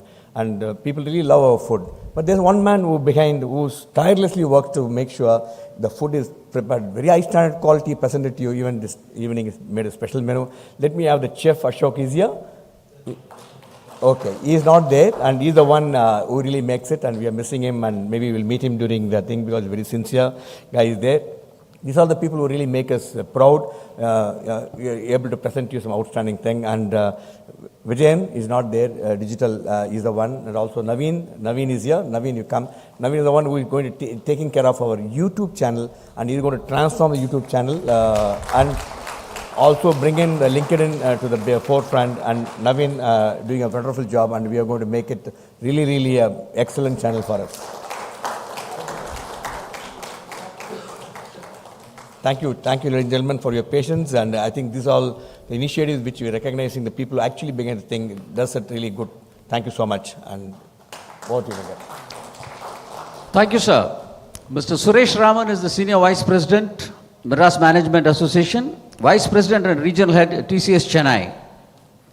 May I now request Mr. Suresh Raman to deliver the formal word of thanks. Good evening, and to all the distinguished people on the dais and off the dais. First, I would like to thank Ms. Padmaja for rendering an excellent invocation. President Subbarao for setting the context. I think our distinguished chief guest, Mr. C K Ranganathan, Chairman Managing Director CavinKare, for sparing his valuable time to be the distinguished chief guest here and delivering a thought-provoking, informative address in spite of his busy schedule. I've always admired him for his humility and the positive vibes he brings in. So I think today he added to that. And also our distinguished guest, Dr. Adrain Haack, Director Conrad Adnan Sifsang, and Dr. Sujatha Narayan, Senior Vice President, Regional Leader, Wabtec Corporation. Thank you for sparing your valuable time and inspiring address. I think you talked about MBA, not MBA, etc. I think there are many leaders and globally who are very successful who are not an MBA. I think not many of us probably in this crowd are MBAs as well. So I think what they don't teach you at Harvard is what we learn in MMA with people like you coming in. So it's a practical experience and how you have run through your organizations. I think that's what carries us forward. I think the common element among all the leaders like you, I think I can say that the energy, what you bring in, the passion, the humility, which I think he talked about a lot. I think I observed in many leaders. I think the positivism which people like Mr. C K Ranganathan brings in. I think all these things matter, and you talked about a lot of things on team and customer centricity and cross-functional teams. I think there are so many things which we picked up today from all of you. And I think thanks to the awardees of the 20th MMA Award for Managerial Excellence for the year 2022, Carbonatum Universal, TANFAC Industries and NTCCL. I think phenomenal, really once again, warm congrats to all of you and your teams. Special thanks to the distinguished members of the panel of jury for the Managerial Excellence Award 2022. Mr. Srinivasan K. Swami as a champion for MMA for a very, very long time. He was the chairman of panel jury, and he's chairman of also R.K. Swami BBDO. Thanks to him and the entire jury, including Mr. Unni Krishnan, Managing Director, Sengobain India Private Limited, Mr. Sitaraman, Chairman, Super Auto Forge, again a long-term MMA enthusiast and also a supporter and encouraging person for us. Ms. Shubha Kumar, Managing Director, Natesan Synchrocones Private Limited, Dr. Shankar Venugopal, Vice President, Mahindra and Mahindra Limited, Mr. C.V. Subbarao, President MMA, Mr. Easwaran, who is not here today, Senior Partner Deloitte, and Mr. Kadir, Partner Deloitte. I think you can imagine the difficult process of going through the jury, the process which they laid out and which the jury had to endure to select the right people, right winners. And special thanks to the sponsors, Danfoss Industries, Super Auto Forge, Sanmar Shipping and TCS. And sincere thanks to the media partner, Hindu Business Line, and also the members of the media over here. Our gratitude to the distinguished past presidents of MMA, the invitees, the members of MMA, Mr. Subbarao, President, and the management committee members, and the MMA Secretariat, I think headed by Group Captain Vijay Kumar, for their effective coordination in making this event a grand success. Thank you. Thank you, sir. I think our chef was busy preparing the delicious food for you. He has come. Ladies and gentlemen, I think I request Ashok to come onto the stage. CK gives the honor to present the memento to our chef and the team who are really doing some phenomenal work for us.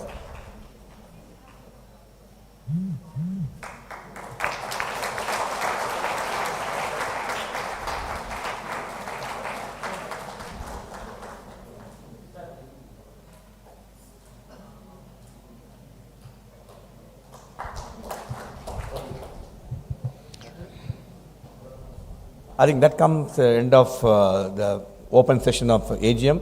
Now we are starting straight away with the AGM of Business Session.